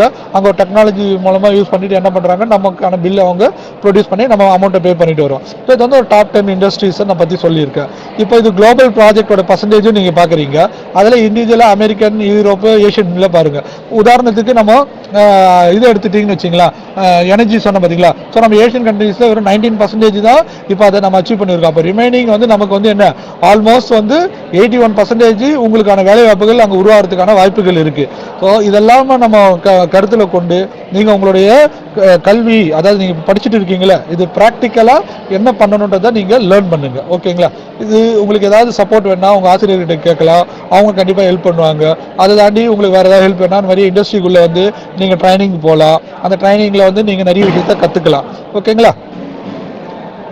நெக்ஸ்ட் இந்த இண்டஸ்ட்ரியை வந்து நம்ம எப்படி பிரிக்கிறோம்னா மொத்தம் 6 பிரிக்கிறோம். ஒன்றுனா இப்போ நம்ம டிவைசஸை உருவாக்குறதுக்கான மைக்ரோ கண்ட்ரோலர், நான் ஃபர்ஸ்ட் ஒன்று சொன்னேன் பார்த்தீங்களா, மைக்ரோ கண்ட்ரோலர்னு ஒன்று. ஸோ இது வந்து என்ன, அதோட ஆர்கிடெக்சருங்க டிஃப்ரெண்ட் நேமில் இருக்குது. ஓகே, இதில் ஒரு சிலது தான் எடுத்து இதில் போட்டிருக்கோம். இதில் வந்து ஃபர்ஸ்ட் இது வந்து டிவைசஸ் அண்ட் கேட்வேன்னு இருக்குது. அடுத்தது வந்து அந்த உதாரணத்துக்கு இதில் வந்து நீங்கள் இன்டெல் கேள்விப்பட்டிருக்கலாம், நிவேடியா கேள்விப்பட்டிருக்கலாம். நம்ம கேமிங் ப்ராசஸர் வந்து நிவேடியா ப்ராசஸர் யூஸ் பண்ணோம் பார்த்தீங்களா, அதை கேள்விப்பட்டிருக்கலாம். இன்டெல் கேள்விப்பட்டிருக்கலாம். மற்றெல்லாம் வந்து ஃபெமிலியர் ஆனவங்களுக்கு தெரிஞ்சிருக்கும், நீங்கள் இதை வந்து தெரிஞ்சுக்கலாம். Next communication technology. இப்போ நான் அந்த கண்ட்ரோலரில் நம்ம வந்து ப்ரோக்ராம் பண்ணிட்டோம். அந்த பண்ண ப்ரோக்ராமை நான் வெளியில் வந்து கம்யூனிகேட் பண்ணும். உதாரணத்துக்கு இன்னைக்கு எனக்கு இந்த சப்ஜெக்ட் வந்து ஓரளவுக்கு நாலேஜ் இருக்குது. இந்த நாலேஜை நான் உங்ககிட்ட கம்யூனிகேட் பண்ணணும்னா நான் என்ன பண்ண முடியும், ஒரு மீடியா மூலமாக நான் கம்யூனிகேட் பண்ணுறேன். ஸோ அதே மாதிரி நம்ம கனெக்ட் டெவலப் பண்ண ஒரு டிவைஸ் வந்து ஒரு மீடியா மூலமாக, ஒரு கம்யூனிகேஷன் டெக்னாலஜி மூலமாக நம்மளுக்கு கம்யூனிகேட் பண்ணணும். உதாரணத்துக்கு மொபைல் ஃபோனு ஒரு கம்யூனிகேஷன் டிவைஸ். ஃபர்ஸ்ட்டு மொபைல் ஃபோனை ஒரு எக்ஸாம்பிளாக எடுத்துங்க. மொபைல் ஃபோனுக்குள்ளே உங்களுடைய இன்டெல் இருக்குன்னு அஸ்யூம் பண்ணிங்க, ப்ராசஸரு. அதுக்கு நம்ம என்ன யூஸ் பண்ணுறோம், ஒரு நெட்வொர்க் யூஸ் பண்ணுறோம். இப்போ நம்ம யூஸ் பண்ணுற நெட்வொர்க் என்ன, 4G 5G. அந்த 4G செகண்ட் காலம் இருக்குது பார்த்தீங்களா, கம்யூனிகேஷன் டெக்னாலஜி, 4G டெக்னாலஜி நான் யூஸ் பண்ணுறேன். மூணாவது ப்ரோட்டோகால்னா நான் என்ன மாதிரி ஒரு இதில் உங்ககிட்ட கம்யூனிகேட் பண்ண போகிறேன். ப்ரோட்டோகால்ன்றதுனா செட் ஆஃப் ப்ரொசீஜர், என்ன மாதிரி ப்ரொசீஜரில் நான் ஒரு விஷயத்தை இந்த டிவைஸ் வந்து இங்கே கம்யூனிகேட் பண்ணி எண்ட் யூசருக்கு போயிட்டு ரீச் ஆக போகுது. அதுக்கான ப்ரோட்டோகால்ஸ் தான் இங்கே இருக்குது. உதாரணத்துக்கு இப்போ நம்ம கூகுள் எல்லாமே நம்ம ஏதாவது ஒரு விஷயத்தை சர்ச் பண்ணோம்னா நம்ம ஃபஸ்ட்டு அந்த HTTPன்னு ஒன்று இருக்கா மேலே, எல்லாருக்குமே ஃபெமிலியராக தெரிஞ்சிருக்கும். ஸோ அதனால் அந்த HTTP சொல்கிறேன். ஸோ அந்த HTTPன்னு ஒரு ப்ரோட்டோகால் மூலமாக நம்ம என்ன பண்ணுறோம், நமக்கு தேவையான விஷயத்தை சர்ச் பண்ணுறோம். அந்த சர்ச் இன்ஜின் நமக்கு என்ன பண்ணுது, சர்ச் எடுத்துகிட்டு வந்து நமக்கு தேவையான டேட்டாவை ஸ்க்ரீனில் டிஸ்பிளே பண்ணுதுங்களா. ஸோ அதை கம்யூனிகேட் பண்ணுறதுக்கு அந்த HTTPன்னு இருக்கும். நீங்கள் அந்த HTTP இல்லாமல் ட்ரை பண்ணி பாருங்கள், அது கம்யூனிகேட்டே ஆகாது. ஓகேங்களா. உதாரணத்துக்கு இப்போ கேனு நீங்கள் ஒன்று இருக்குது, பச்சை கலரில் இருக்குது பார்த்தீங்களா, CAN. இந்த கேன்ன்றது வந்து என்னென்னா, இப்போ நான் ஆட்டோமொபைல் இண்டஸ்ட்ரி ஒரு எக்ஸாம்பிளாக சொன்னேன் பார்த்தீங்களா, அந்த ஆட்டோமொபைல் இண்டஸ்ட்ரியில் இந்த கேன்னு ஒரு ப்ரோட்டோக்கால் இருக்கும், கண்ட்ரோல் ஏரியா நெட்வொர்க். இந்த ப்ரோட்டோக்காலை நீங்கள் ஃபெமிலியர் ஆகிட்டீங்கன்னா நீங்கள் ஆட்டோமொபைல் இண்டஸ்ட்ரியில் நீங்கள் தான் கிங்கு. ஸோ நீங்கள் எனி ப்ரோட்டோக்காலில் நீங்கள் ஃபெமிலியர் அந்த ஆகும்போது அந்தந்த இண்டஸ்ட்ரிக்குள்ளே நீங்கள் வந்து ஃபெமிலியர் ஆகலாம். இப்போ IoT சொன்னோம் பார்த்தீங்களா, இந்த IoTக்குள்ளே MQTT அந்த ப்ரோட்டோக்காலை நீங்கள் ஸ்ட்ராங் பண்ணலாம். ஸோ இது மாதிரி டிஃப்ரெண்ட் டைப்ஸ் ஆஃப் ப்ரோட்டோக்கால்ஸ் இருக்குது. நான் ஒரு சாம்பிளுக்காக இங்கே ஒரு எல்லாத்துலேயும் ஒரு 5 6 போட்டிருக்கேன். ஓகேங்களா. நெக்ஸ்ட் நம்ம கலெக்ட் பண்ண டேட்டாஸ்லாம் எடுத்துகிட்டு போயிட்டு எங்கே பண்ண போகிறோம், ஒரு விர்ச்சுவல் சர்வர். அதாவது வந்து என்னென்னா, உதாரணத்துக்கு வந்து ஒரு என்வரன்மெண்ட்டில் இருக்க ஒரு டேட்டாவை நான் கலெக்ட் பண்ணிட்டேன் வித் ஹெல்ப் ஆஃப் இந்த கம்யூனிகேஷன் டிவைஸு. அந்த டிவைஸ் மூலமாக நான் ஒரு டெக்னாலஜி மூலமாக எடுத்துகிட்டு போயிட்டு நான் க்ளவுடில் ஸ்டோர் பண்ணிட்டேன். உதாரணத்துக்கு நான் என்ன க்ளவுட் யூஸ் பண்ணுறேன், அமேசான் க்ளவுட் யூஸ் பண்ணலாம், இல்லை மைக்ரோசாஃப்ட் க்ளவுட் யூஸ் பண்ணலாம். எவ்வளோ க்ளவுட்ஸ் இருக்குது, அந்த க்ளவுடை நம்ம யூஸ் பண்ணுறோம். அந்த க்ளவுடில் நம்ம டேட்டா ஸ்டோர் பண்ண பிறகு அந்த க்ளவுடில் இருக்க டேட்டாவை அனலைஸ் பண்ணுறாங்க பார்த்தீங்களா. ஸோ அந்த அனலைஸ் பண்ணுறதுக்கு இங்கே செட் ஆஃப் ஒரு டூல் ஃப்ரேம் ஒர்க்ஸ் இருக்குது. அதே மாதிரி அந்த அனலைஸ் பண்ண டேட்டா, ஃபார் எக்ஸாம்பிள் இப்போ ஒரு மாலில் வந்து எவ்வளோ பேர் வந்து இன்றைக்கி வந்து வந்துட்டு போகிறாங்க, அதை வந்து நான் அனலைஸ் பண்ணேன்னா, இப்போ ஃபஸ்ட்டு இந்த 3 ஸ்டேஜஸ் இருக்குது பார்த்தீங்களா, அந்த கம்யூனிகேஷன் டிவைஸ், இது gateway, communication technology, communication protocol, அது மூலமாக நான் டேட்டாவை கலெக்ட் பண்ணி க்ளவுடில் கொடுத்துருவேன். அந்த க்ளவுடில் இருந்து டேட்டா அனலிட்டிக்ஸ் பண்ணுறவங்க என்ன பண்ணிக்கிடுவாங்க, அந்த ஒரு பர்டிகுலர் டைம் பீரியடுக்கு அந்த மாலுக்கு அது எத்தனை பேர் வந்துட்டு போனாங்க, அந்த டேட்டாவை எடுத்துகிட்டு வந்து நம்மளுடைய எண்ட் யூசருக்கு கொடுத்துருவாங்க. உதாரணத்துக்கு நம்ம ஆண்ட்ராய்டு மொபைல் யூஸ் பண்ணிட்டு இருந்தோம்னா ஆண்ட்ராய்டு டெவலப் பண்ணிட்டு அதில் மூலமாக நமக்கு வந்து இவ்வளோ சோ பர்சன் இன்னைக்கு வந்து இந்த மாலுக்கு விசிட் பண்ணியிருக்காங்க. ஃபார் எக்ஸாம்பிள் இப்போ நம்ம கிரிக்கெட் ஃபீவர், அந்த கிரிக்கெட்டில் இந்த பர்டிகுலர் ஸ்டேடியத்தில் ஸோ மேட்ச் போது எத்தனை பேர் வந்துட்டு போகிறாங்கன்றத நம்ம உதாரணத்துக்கு இந்த டேட்டா மூலமாக எடுத்துகிட்டு வந்து க்ளவுடில் கொடுத்துட்றோம். இந்த ஃபர்ஸ்ட் 3 ஸ்டேஜஸ் மூலமாக இந்த 4th ஸ்டேஜுக்கு டேட்டா கொடுத்துட்றோம். அந்த 5th ஸ்டேஜில் இருக்கிற டேட்டா அனலிட்டிக்ஸில் வந்து என்ன பண்ணுவாங்க, எத்தனை பர்சன் வந்திருக்காங்க, அதில் எத்தனை மென், எத்தனை உமன், எத்தனை கிட்ஸு, அது மாதிரி நமக்கு வேணும்னா அதை அவங்க செக்ரிகேட் பண்ணி கொடுத்துட்டு நம்ம எண்ட் யூசருக்கு இதை கொடுத்துருவாங்க. ஸோ என்டையர் இண்டஸ்ட்ரியே இந்த 6 செக்மெண்ட்டுக்குள்ளே தான் ஒர்க் ஆகும். நாளைக்கு நீங்கள் இன்ஜினியரிங் படிச்சுட்டு, மாஸ்டர் படிச்சுட்டு, டாக்டரேட் பண்ணாலுமே இந்த 6 இண்டஸ்ட்ரிக்குள்ளே ஏதோ ஒரு பிளாட்ஃபார்ம்குள்ளே தான் நம்ம உட்காந்து வேலை செஞ்சுட்டு இருப்போம். ஓகேங்களா. ஸோ இப்போ 6 இண்டஸ்ட்ரிக்குள்ளேயும் போகிறதுக்கு நம்ம எம்பராய்டோட பேக் போன் பார்த்தீங்களா. ஸோ ஃபஸ்ட்டு நம்ம எம்பராய்டு ஆஸ் எலக்ட்ரானிக்ஸ் இன்ஜினியர் நம்மளோட ரோலு ரொம்ப இம்பார்ட்டன்ட். ஏன்னா நம்ம தான் டேட்டா எடுத்து கொடுக்க போகிறோம், நம்ம தான் வந்து அதை ஹோல்ட் பண்ண போகிறோம், நம்ம தான் அதை வந்து ப்ராசஸ் பண்ண போகிறோம். So as a circuit branch engineers நமக்கு வந்து எவ்வளோ வேல்யூ இருக்குது, எவ்வளோ கோர் வேல்யூ இருக்குன்றதை நீங்கள் புரிஞ்சுக்கிட்டு கற்றுக்கிட்டீங்கன்னா உங்களுக்கு திரும்ப நான் என்ன சொல்கிறேன், அவ்வளோ வேலை வாய்ப்பு. நீங்கள் வந்து வேலை தேடி போக தேவையில்ல, உங்களை நோக்கி அவ்வளோ பெரிய டாப் கார்பரேட் கம்பெனிஸ் எல்லாமே உங்களை நோக்கி வரும். நீங்கள் வந்து ஈஸியாக வந்து லேக்ஸ் அண்ட் லேக்ஸாக ஈஸியாக ஏர்ன் பண்ணலாம். நம்ம கொடுக்கறதுக்கு கார்பரேட் ரெடியாக இருக்கிறாங்க லேக்ஸ் அண்ட் லேக்ஸில். பட் அதுக்கான ஸ்கில்லை நம்ம டெவலப் பண்ணிக்கணும். ஸ்கில்ன்றது நம்ம கல்லூரியில் படிக்கிறது வந்து நமக்கு ஒரு இன்ட்ரோடக்ஷன் கொடுக்குறாங்க, வாட் இஸ் வாட்ன்றது, அதுதான் நம்ம கல்லூரியில் படிக்கிறோம். ஆனால் அதுக்கப்புறம் நம்மளுடைய செய்முறை கல்வியை நீங்கள் வீட்டில் ஒரு சின்ன ஒரு லேப் மாதிரி போட்டு, லேப்னா பெருசாலாம் இல்லை, ஒரு லேப்டாப்போ இல்லை ஒரு சின்ன ஒரு கம்ப்யூட்டராக இருந்து ஒரு எலக்ட்ரானிக்ஸ் காம்பனன்ட்ஸ்லாம் வாங்கிட்டு ஒரு 4க்கு 4 ஒரு டேபிள், ஒரு லேப்டாப்பு, ஒரு கம்ப்யூட்டர் ஹார்ட்வேர் காம்பனன்ட்ஸ் இருந்தால் போதும், நீங்கள் வந்து ஒரு எம்பராய்டு இன்ஜினியர், ஐஓடி இன்ஜினியராக மாறிடுவீங்க. ஓகேங்களா. ஸோ இந்த 6 ஸ்டேஜுக்குள்ளே நீங்கள் உங்களை ஃபோக்கஸ் பண்ணுங்கள். ஸோ இப்போ நான் ஏற்கனவே சொன்னதான், ஃபஸ்ட்டு 2 வந்து என்ன, sensor devices and communication technologies and protocols. இது வந்து என்ன, sensor devices and communication and protocol. So இது எல்லாமே யார் பண்ண போகிறோம், ஆஸ் அ சர்க்யூட் பிரான்ச் இன்ஜினியர்ஸாக நம்ம பண்ண போகிறோம்.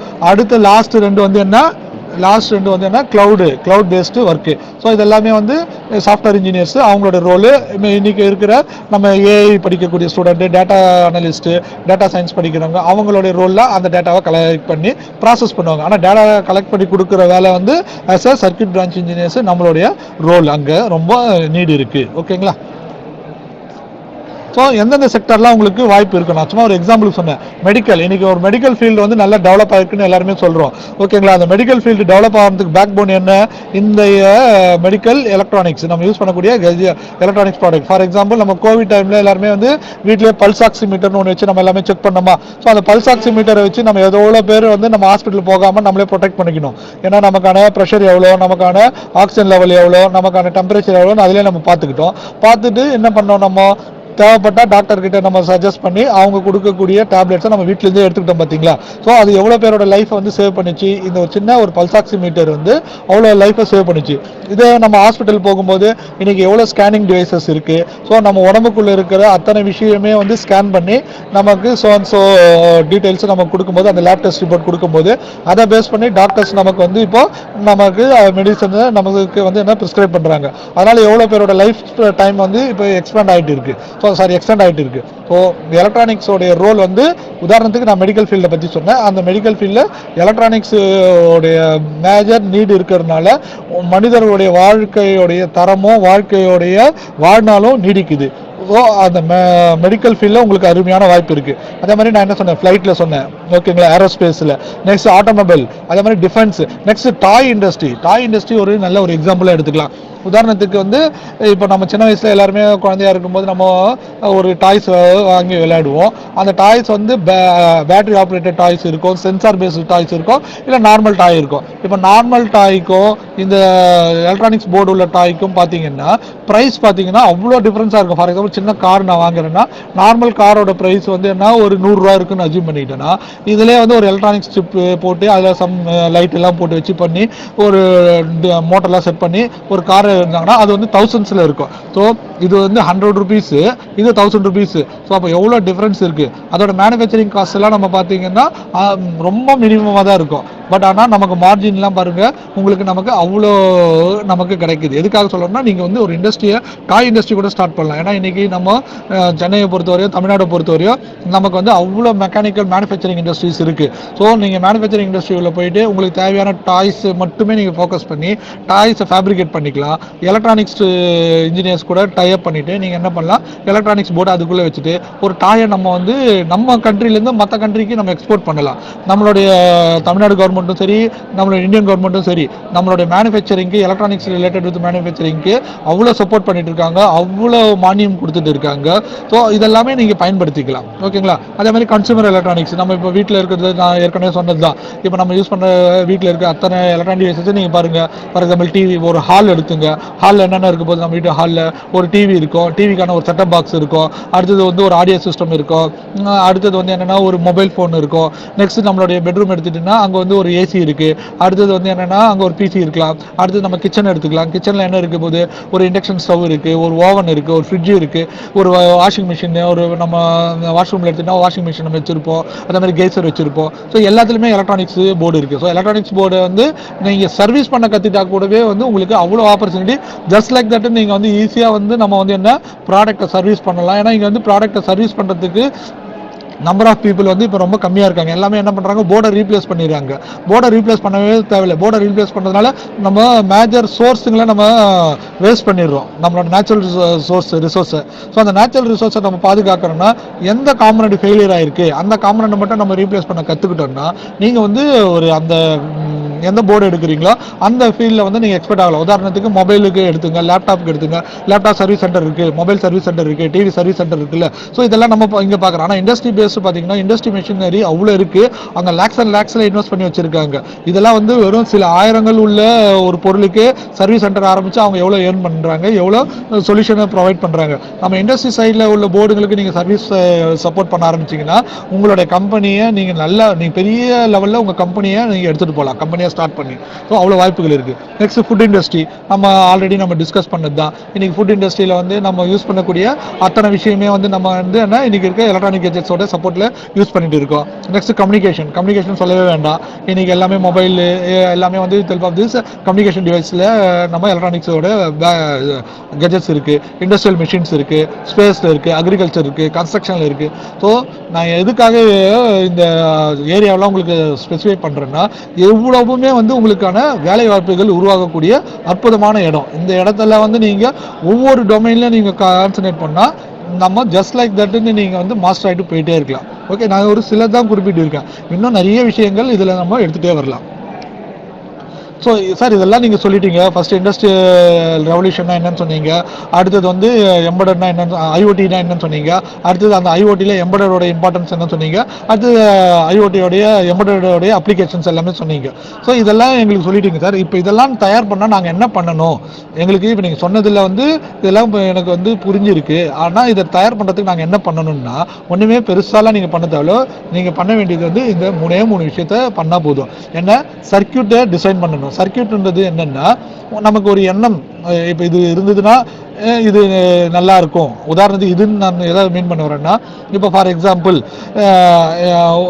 முன்னாடிலாம் வந்து நம்ம என்ன ஒரு லேண்ட்லைன் ஃபோனை யூஸ் பண்ணிட்டு இருந்தோம். லேண்ட்லைன் ஃபோன்னா நம்ம ஒரே இடத்துல உட்காந்து பேசுகிறோம். நம்ம வெளியில் எங்கே போயிட்டோன்னா அந்த கம்யூனிகேஷன் எனக்கு பிரச்சனையாக இருந்து, அப்போ வந்து இது நம்ம எங்கெங்கெல்லாம் நான் ட்ராவல் பண்ணுறோம்னா அந்த இடத்துல எனக்கு ஒரு கம்யூனிகேஷன் டிவைஸ் நல்லா இருந்தால் நல்லா இருக்குன்னு திங்க் பண்ணதுனால தான் நமக்கு இன்றைக்கி மொபைல்னு ஒன்று வந்தது. அதே மாதிரி உங்களுக்கு நமக்கு என்ன தேவைன்றதை நீங்கள் திங்க் பண்ணி அந்த ஐடியாவை சர்க்கியூட்டாக மாற்றணும். உதாரணத்துக்கு எனக்கு ஒரு 5 volt power supply DC power supply வேணும்னா நம்ம என்ன பண்ண போகிறோம், அதுக்கான சர்க்கியூட்டை நமக்கு வந்து என்ன ஒரு 230 வோல்ட்டு 12 வோல்ட் ஸ்டெப் டவுன் டிரான்ஸ்ஃபார்மரை நம்ம எடுக்கிறோம். அந்த ஸ்டெப் டவுன் டிரான்ஸ்ஃபார்மரில் என்ன ஒரு ரெக்டிஃபையரை கனெக்ட் பண்ணுறோம். ரெக்டிஃபையரை கனெக்ட் பண்ணிவிட்டு வந்து என்னென்னா கெப்பாசிட்டரை பேரலில் போடுறோம். அடுத்தது ஃபார் எக்ஸாம்பிள் 5 வோல்ட் வேணால் வோல்டேஜ் ரெகுலேட்டர் 7805 நம்ம அங்கே ஃபிக்ஸ் பண்ணுறோம். அடுத்தது அங்கே ஒரு கெப்பாசிட்டர் போட்டுட்டு நமக்கு தேவையான வோல்டேஜ் எடுக்கிறோமா. ஸோ நம்மளுடைய ஐடியா வந்து என்ன 5 வோல்ட் டிசி சப்ளை வேணும். பட் ஆனால் நமக்கு இபி வந்து என்ன 230 வோல்ட் ஏசி சப்ளை தான் கொடுக்குது. அப்போ அந்த ஏசியை டிசியாக மாற்றுறதுக்கு நான் என்ன பண்ணணும், அந்த தான் டிசைனில் தான் நம்ம இப்போ சொன்னது. ஏசி டிசியாக மாற்றுறதுக்கு ஃபர்ஸ்ட் ஸ்டெப் என்ன, ஸ்டெப் டவுன் டிரான்ஸ்ஃபார்மர் 230 வோல்ட் வந்து 5 வோல்ட்டாக மாற்றுறதுக்கு நமக்கு வேணும். அதனால 230 வோல்ட்டை நான் 12 வோல்ட் டிரான்ஸ்ஃபார்மரை நான் யூஸ் பண்ணேன். 12 வோல்ட் ஏசியாக தான் வந்திருக்கு. அந்த ஏசியை வந்து நான் என்ன பண்ண போகிறேன், 12 வோல்ட் டிசியாக மாற்றுறதுக்கு என்ன பண்ணுறேன், ரெக்டிஃபையர் போடுறேன் 4 டயோடு போட்டு. அதுக்கப்புறம் என்ன பண்ணுறேன், அந்த டிசியை பியூர் டிசியாக நம்ம கொடுக்கறதுக்காக பேரலில் ஒரு கெப்பாசிட்டர் போடுறேன். போட்டுட்டு நம்ம என்ன பண்ணுறோம், அங்கே வந்து ஒரு வோல்டேஜ் ரெகுலேட்டர் நம்ம 5 வோல்ட்னா 7805 போடுவோம், 12 வோல்ட்னா 7812 போடுறோம், இது 9 வோல்ட்னா 7809 போடுறோம். நமக்கு தேவையான வோல்டேஜ் ரெகுலேட்டரை நம்ம அங்கே யூஸ் பண்ணி ரிசல்ட் எடுக்கிறோமா. அதான் சர்க்கியூட் டிசைன். அங்கே எந்தெந்த காம்பனண்ட், எந்தெந்த ஆக்டிவ் காம்பனண்ட், எந்தெந்த பேசிவ் காம்பனண்ட் எந்த இடத்துல குரூப் பண்ணால் நம்ம திங்க் பண்ண விஷயம் கிடைக்குது, அதை தான் வந்து சர்க்கியூட் டிசைன் சொல்லுவோம். அதை நம்ம ப்ராக்டிஸ் பண்ணுவோம். அதை பண்ணிட்ட பிறகு அந்த சர்க்கியூட்டை வந்து நம்ம என்ன வந்து ஒரு போர்டில் நம்ம ஃபிக்ஸ் பண்ணணும். அதுக்கான பிசிபி பிரிண்டட் சர்க்கியூட் போர்டு அந்த லே அவுட்டை டிசைன் பண்ணுறதுக்கு நம்ம கற்றுக்கணும். ஃபஸ்ட்டு சர்க்கியூட்டை டிசைன் பண்ணணும்னா சப்ஜெக்டை ஸ்ட்ராங் பண்ணணும். ஆக்டிவ் எலமெண்ட்டும் பேசிவ் எலமெண்ட்டும் நம்ம எப்படி எந்தெந்த இடத்துல யூஸ் பண்ணணும், அது பெரிய விஷயமே கிடையாது. ஆக்டிவ் எலமெண்ட்டோ பேசிவ் எலமெண்ட்டோ ஒவ்வொரு எலமெண்ட்டும் இருக்குது பார்த்தீங்களா. அந்த உதாரணத்துக்கு பேசிவ் எலமெண்ட்னா நமக்கு எல்லாருமே தெரியும், ரெசிஸ்டர், கெப்பாசிட்டர், இண்டக்டர்.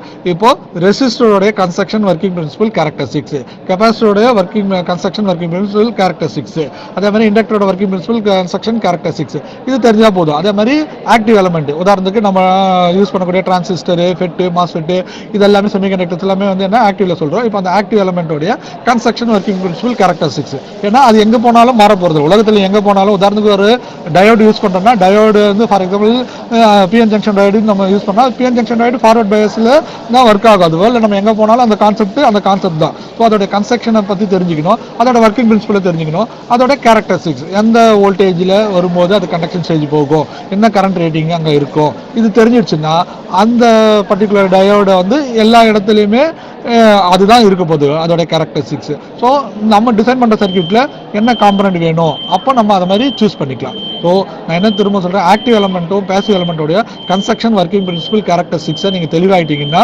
சர்க்கியூட் டிசைனை நீங்கள் ஃபெமிலியர் ஆகிடலாம். அந்த சர்க்கியூட் டிசைனை நம்ம வரைஞ்ச பிறகு சர்க்கியூட் டெவலப் பண்ண பிறகு அதை வந்து ஆன் போர்டில் எடுத்துகிட்டு வரதுக்காக பிசிபி டிசைன், அதுக்கு நிறைய சிமுலேஷன் டூல்ஸ் இருக்குது. ஃபார் எக்ஸாம்பிள் நீங்கள் காலேஜ் லெவலில் இருக்கும்போது கிக்காட் யூஸ் பண்ணலாம், ஈகிள் சாஃப்ட்வேர் இருக்கலாம், டிப்ட்ரேஸ் இருக்கலாம், ப்ரோட்டியஸ் இருக்கலாம், நிறைய கேடன்ஸ் கம்பெனி நிறைய அவங்க ரிலீஸ் பண்ணிட்டு இருக்காங்க. இது மாதிரி என் நம்பர் ஆஃப் கம்பெனிஸ் வந்து அந்த பிசிபிக்கு வந்து அவங்க நிறைய ரிலீஸ் பண்ணிட்டு இருக்காங்க. இப்போ ஃபார் எக்ஸாம்பிள் இண்டஸ்ட்ரி அல்டிஎம்லாம் யூஸ் பண்ணுறாங்க. நீங்கள் உங்களுக்கு உங்களுடைய கேம்பஸில் உங்களுடைய காலேஜில் என்ன சாஃப்ட்வேர் டூல் இருக்கோ, ஸ்டூடெண்ட் வெர்ஷன்லாம் நிறைய ஃப்ரீயாகவே கொடுக்குறாங்க, அதெல்லாமே கூட நீங்கள் எடுத்து ஒர்க் பண்ணலாம். அதை வச்சுட்டு பிசிபி லே அவுட்டை நீங்கள் பண்ணலாம். பண்ண பிறகு அந்த லே அவுட் டிசைனை கெர்பர் ஃபைலாக மாற்றிட்டு அந்த கெர்பர் ஃபைல்லேருந்து நம்ம என்ன பண்ணுவோம், ஃபேப்ரிகேட் பண்ண போகிறோம். ஃபேப்ரிகேட்ன்றது ஒரு ஹார்ட்வேர் ப்ராடக்டாக மாற்ற போகிறோம். அந்த ஃபேப்ரிகேட் வந்து அந்த காப்பர் போர்டில் நம்ம ட்ரா பண்ண அந்த ஸ்கெமேட்டிக்கை நம்ம அந்த பிசிபி லே அவுட்டில் இருந்து ஃபேப்ரிகேட் பண்ண போகிறோம். அது ஒன்றும் இல்லை, உங்களுக்கு கேம்பஸ்லேயே கூட சொல்லி கொடுத்துருப்பாங்க. நீங்கள் ஒரு காப்பர் போர்டில் நம்ம தேவையான சர்க்கியூட்டை நம்ம ட்ரா பண்ண பிறகு டிஃப்ரெண்ட் மெத்தடில் ட்ரா பண்ணலாம். இது ஸ்க்ரீன் பிரிண்டிங் மெத்தடில் இல்லை நம்ம பெனில் மார்க் பண்ணுற மாதிரி கூட இருக்குது. அதெல்லாம் நீங்கள் வரைஞ்சிட்டு அதை ஃபெரிக் குளோரைடில் இன்வெஸ்ட் பண்ணோன்னா எங்கெங்கெல்லாம் நம்ம ட்ரா பண்ணி இருக்குமோ அந்த இடம் மட்டும் இருக்கும், மற்ற இடம்லாம் காப்பர் வந்து எச்சாயிடும், அதாவது அது அழிஞ்சு போயிடும். அப்போது அது காப்பர் வந்து கண்டக்ட் ஆக ஆரம்பிக்கும். அந்த போர்டை வந்து நம்ம ரியல் டைமில் யூஸ் பண்ணலாம். ஓகேங்களா. இந்த பிசிபி லே அவுட் பண்ணுறதுக்கும் இந்த ஃபேப்ரிகேட் பண்ணுறதுக்கும் கற்றுக்கிட்டீங்கன்னா நீங்கள் அது ஒரு இண்டஸ்ட்ரியாகவே பண்ணலாம். ஓகேங்களா. சர்க்கியூட் டிசைனுக்கு தான் இன்றைக்கி வந்து மேஜர் நீடு. கோர் இன்ஜினியருக்கு வந்து என்னென்னா அந்த டிசைன் இன்ஜினியர்ஸ் ஒரு கான்செப்ட் நிறைய பேர் சொல்லுவாங்க, ஆனால் அந்த சொன்ன கான்செப்டை ஒரு ப்ராடக்டாக மாற்றி கொடுக்கறதுக்கு இன்றைக்கி சேலஞ்சாக நிறைய இருக்குது, இன்ஜினியர்ஸ் தேவைப்படுறாங்க. ஸோ அந்த இன்ஜினியராக நீங்கள் மாறுங்க. ஃபஸ்ட்டு சர்க்கியூட் டிசைன் இன்ஜினியராக நீங்கள் மாறிட்டீங்கன்னா மற்றதெல்லாமே நீங்கள் வந்து ஒரு டீம் வச்சு நீங்கள் எக்ஸிக்யூட் பண்ணிகிட்டே இருக்கலாம். நெக்ஸ்ட் நெக்ஸ்ட் ஆல்ரெடி நான் சொன்ன எம்பெடட் சிஸ்டம்ன்றது வந்து என்னன்னா, இப்போ சர்க்யூட் டிசைன் வந்து நம்ம ஜெனரலாக வந்து எலக்ட்ரானிக்ஸை பிரான்ச்சை மூணாக பிரிக்கிறோம். ஒன்று ஃபிக்ஸட் சர்க்யூட்னு ஒன்று பிரிக்கிறோம், இன்னொன்று வந்து கான்ஃபிகரபிள் சர்க்யூட்னு ஒன்று பிரிக்கிறோம், இன்னொன்று வந்து ப்ரோக்ராமபிள் சர்க்யூட் ஒன்று பிரிக்கிறோம். ஸோ ஃபிக்ஸட் சர்க்யூட் தான் நம்ம பியூர்லி ஆக்டிவ் அண்ட் பாசிவ் எலமெண்ட்ஸை யூஸ் பண்ணி இனிஷியல் டேஸில் யூஸ் பண்ணதான் ஃபிக்ஸட் சர்க்யூட்.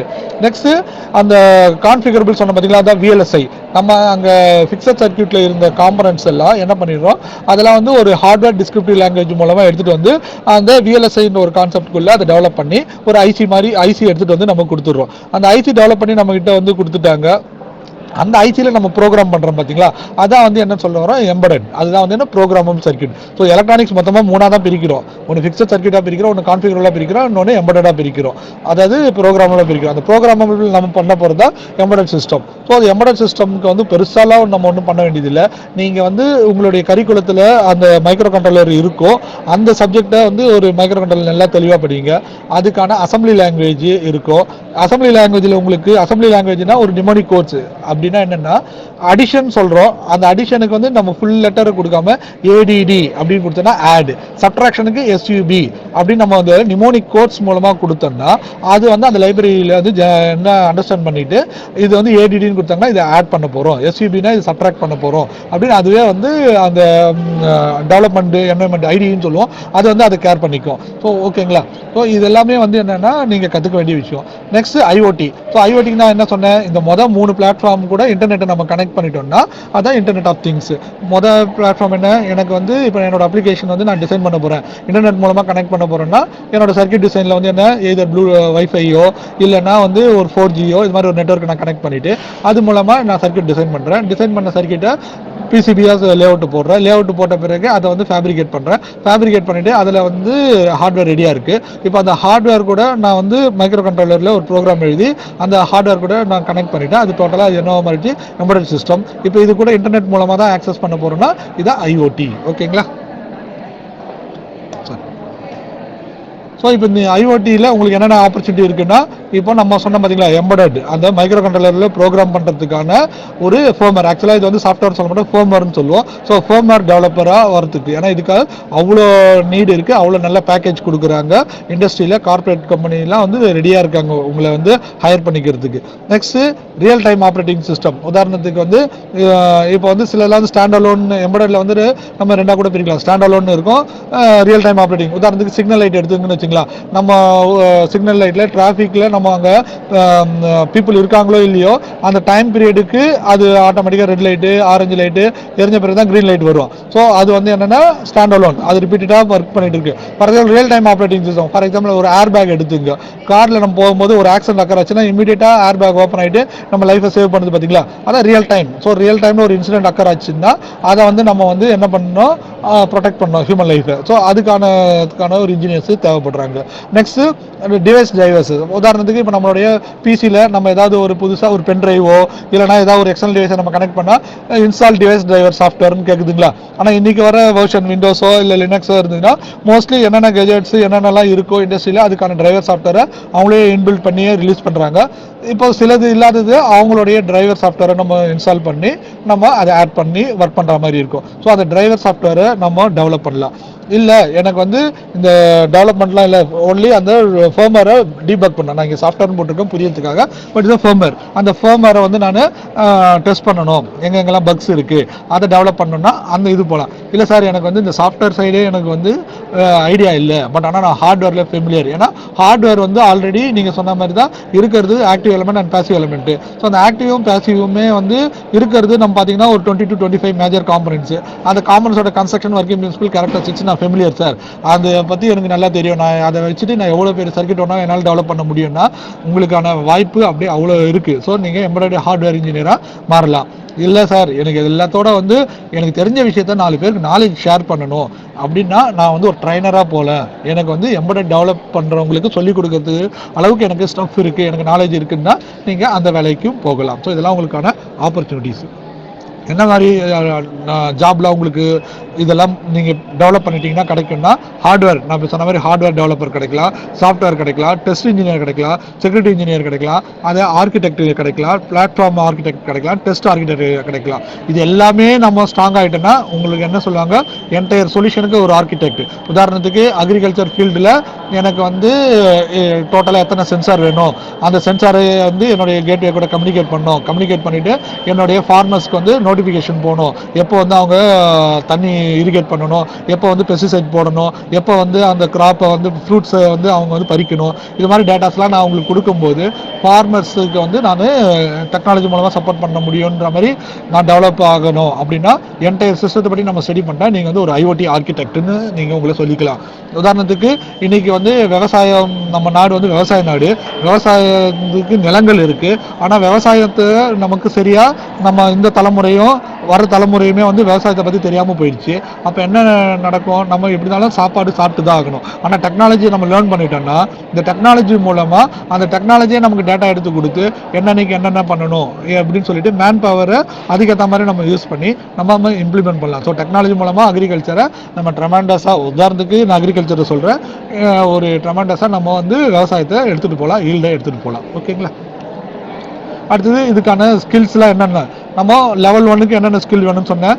ஒரு மைக்ரோ கண்ட்ரோலரை பற்றி தெரிஞ்சுக்கணும், சென்சார்ஸை பற்றி தெரிஞ்சுக்கணும், கம்யூனிகேஷன் பண்ணக்கூடிய ப்ரோட்டோகால்ஸை பற்றி தெரிஞ்சுக்கணும். அடுத்தது வந்து நமக்கு வந்து சாஃப்ட்வேர் கோடிங் பற்றி தெரிஞ்சுக்கணும். அந்த எம்படட் சின்னு சொன்ன பார்த்தீங்களா, ஸோ அந்த எம்படட் சி ப்ரோக்ராம் பற்றி கற்றுக்கணும், இல்லை அசம்பிளி லாங்குவேஜில் கற்றுக்கணும். இதை மாதிரி வந்து நம்ம ஸ்கில்ஸை கொஞ்சம் கொஞ்சமாக டெவலப் பண்ணிக்கலாம்.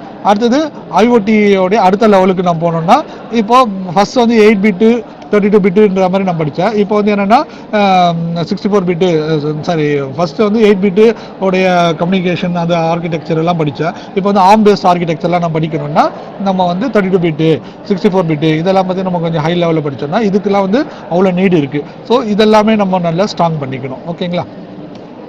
ஸோ இதில் வரையும் நான் வந்து என்னுடைய கம்பெனியை பற்றி நான் உங்களுக்கு இன்ட்ரடியூஸ் பண்ணுறேன். என்னோடய கம்பெனி வந்து என்னென்னா, நாங்கள் வந்து ஃபுல் அண்ட் ஃபுல் வந்து ஐஓடி பேஸ்டு சொல்யூஷன்ஸை ப்ரொவைட் பண்ணிகிட்டு இருக்கோம். இதில் வந்து மெயினாக வந்து நம்ம ஸ்டூடெண்ட்ஸுக்கு வந்து ரிசர்ச் பேஸ்டு ட்ரைனிங்கும் நம்ம டெவலப் பண்ணிவிட்டு அடுத்தது அது மூலமாக வந்து என்ன பண்ணுறோம், நம்ம டோட்டலாக ஸ்டூடெண்ட்ஸுக்கு வந்து அந்த ரிசர்ச்சு நெக்ஸ்ட் அவங்க அந்த டெவலப் பண்ண ப்ராடக்டை பேட்டர்ன் எடுத்துகிட்டு போகிறதுக்கு நாங்கள் சப்போர்ட் பண்ணுறோம். ஓகேங்களா?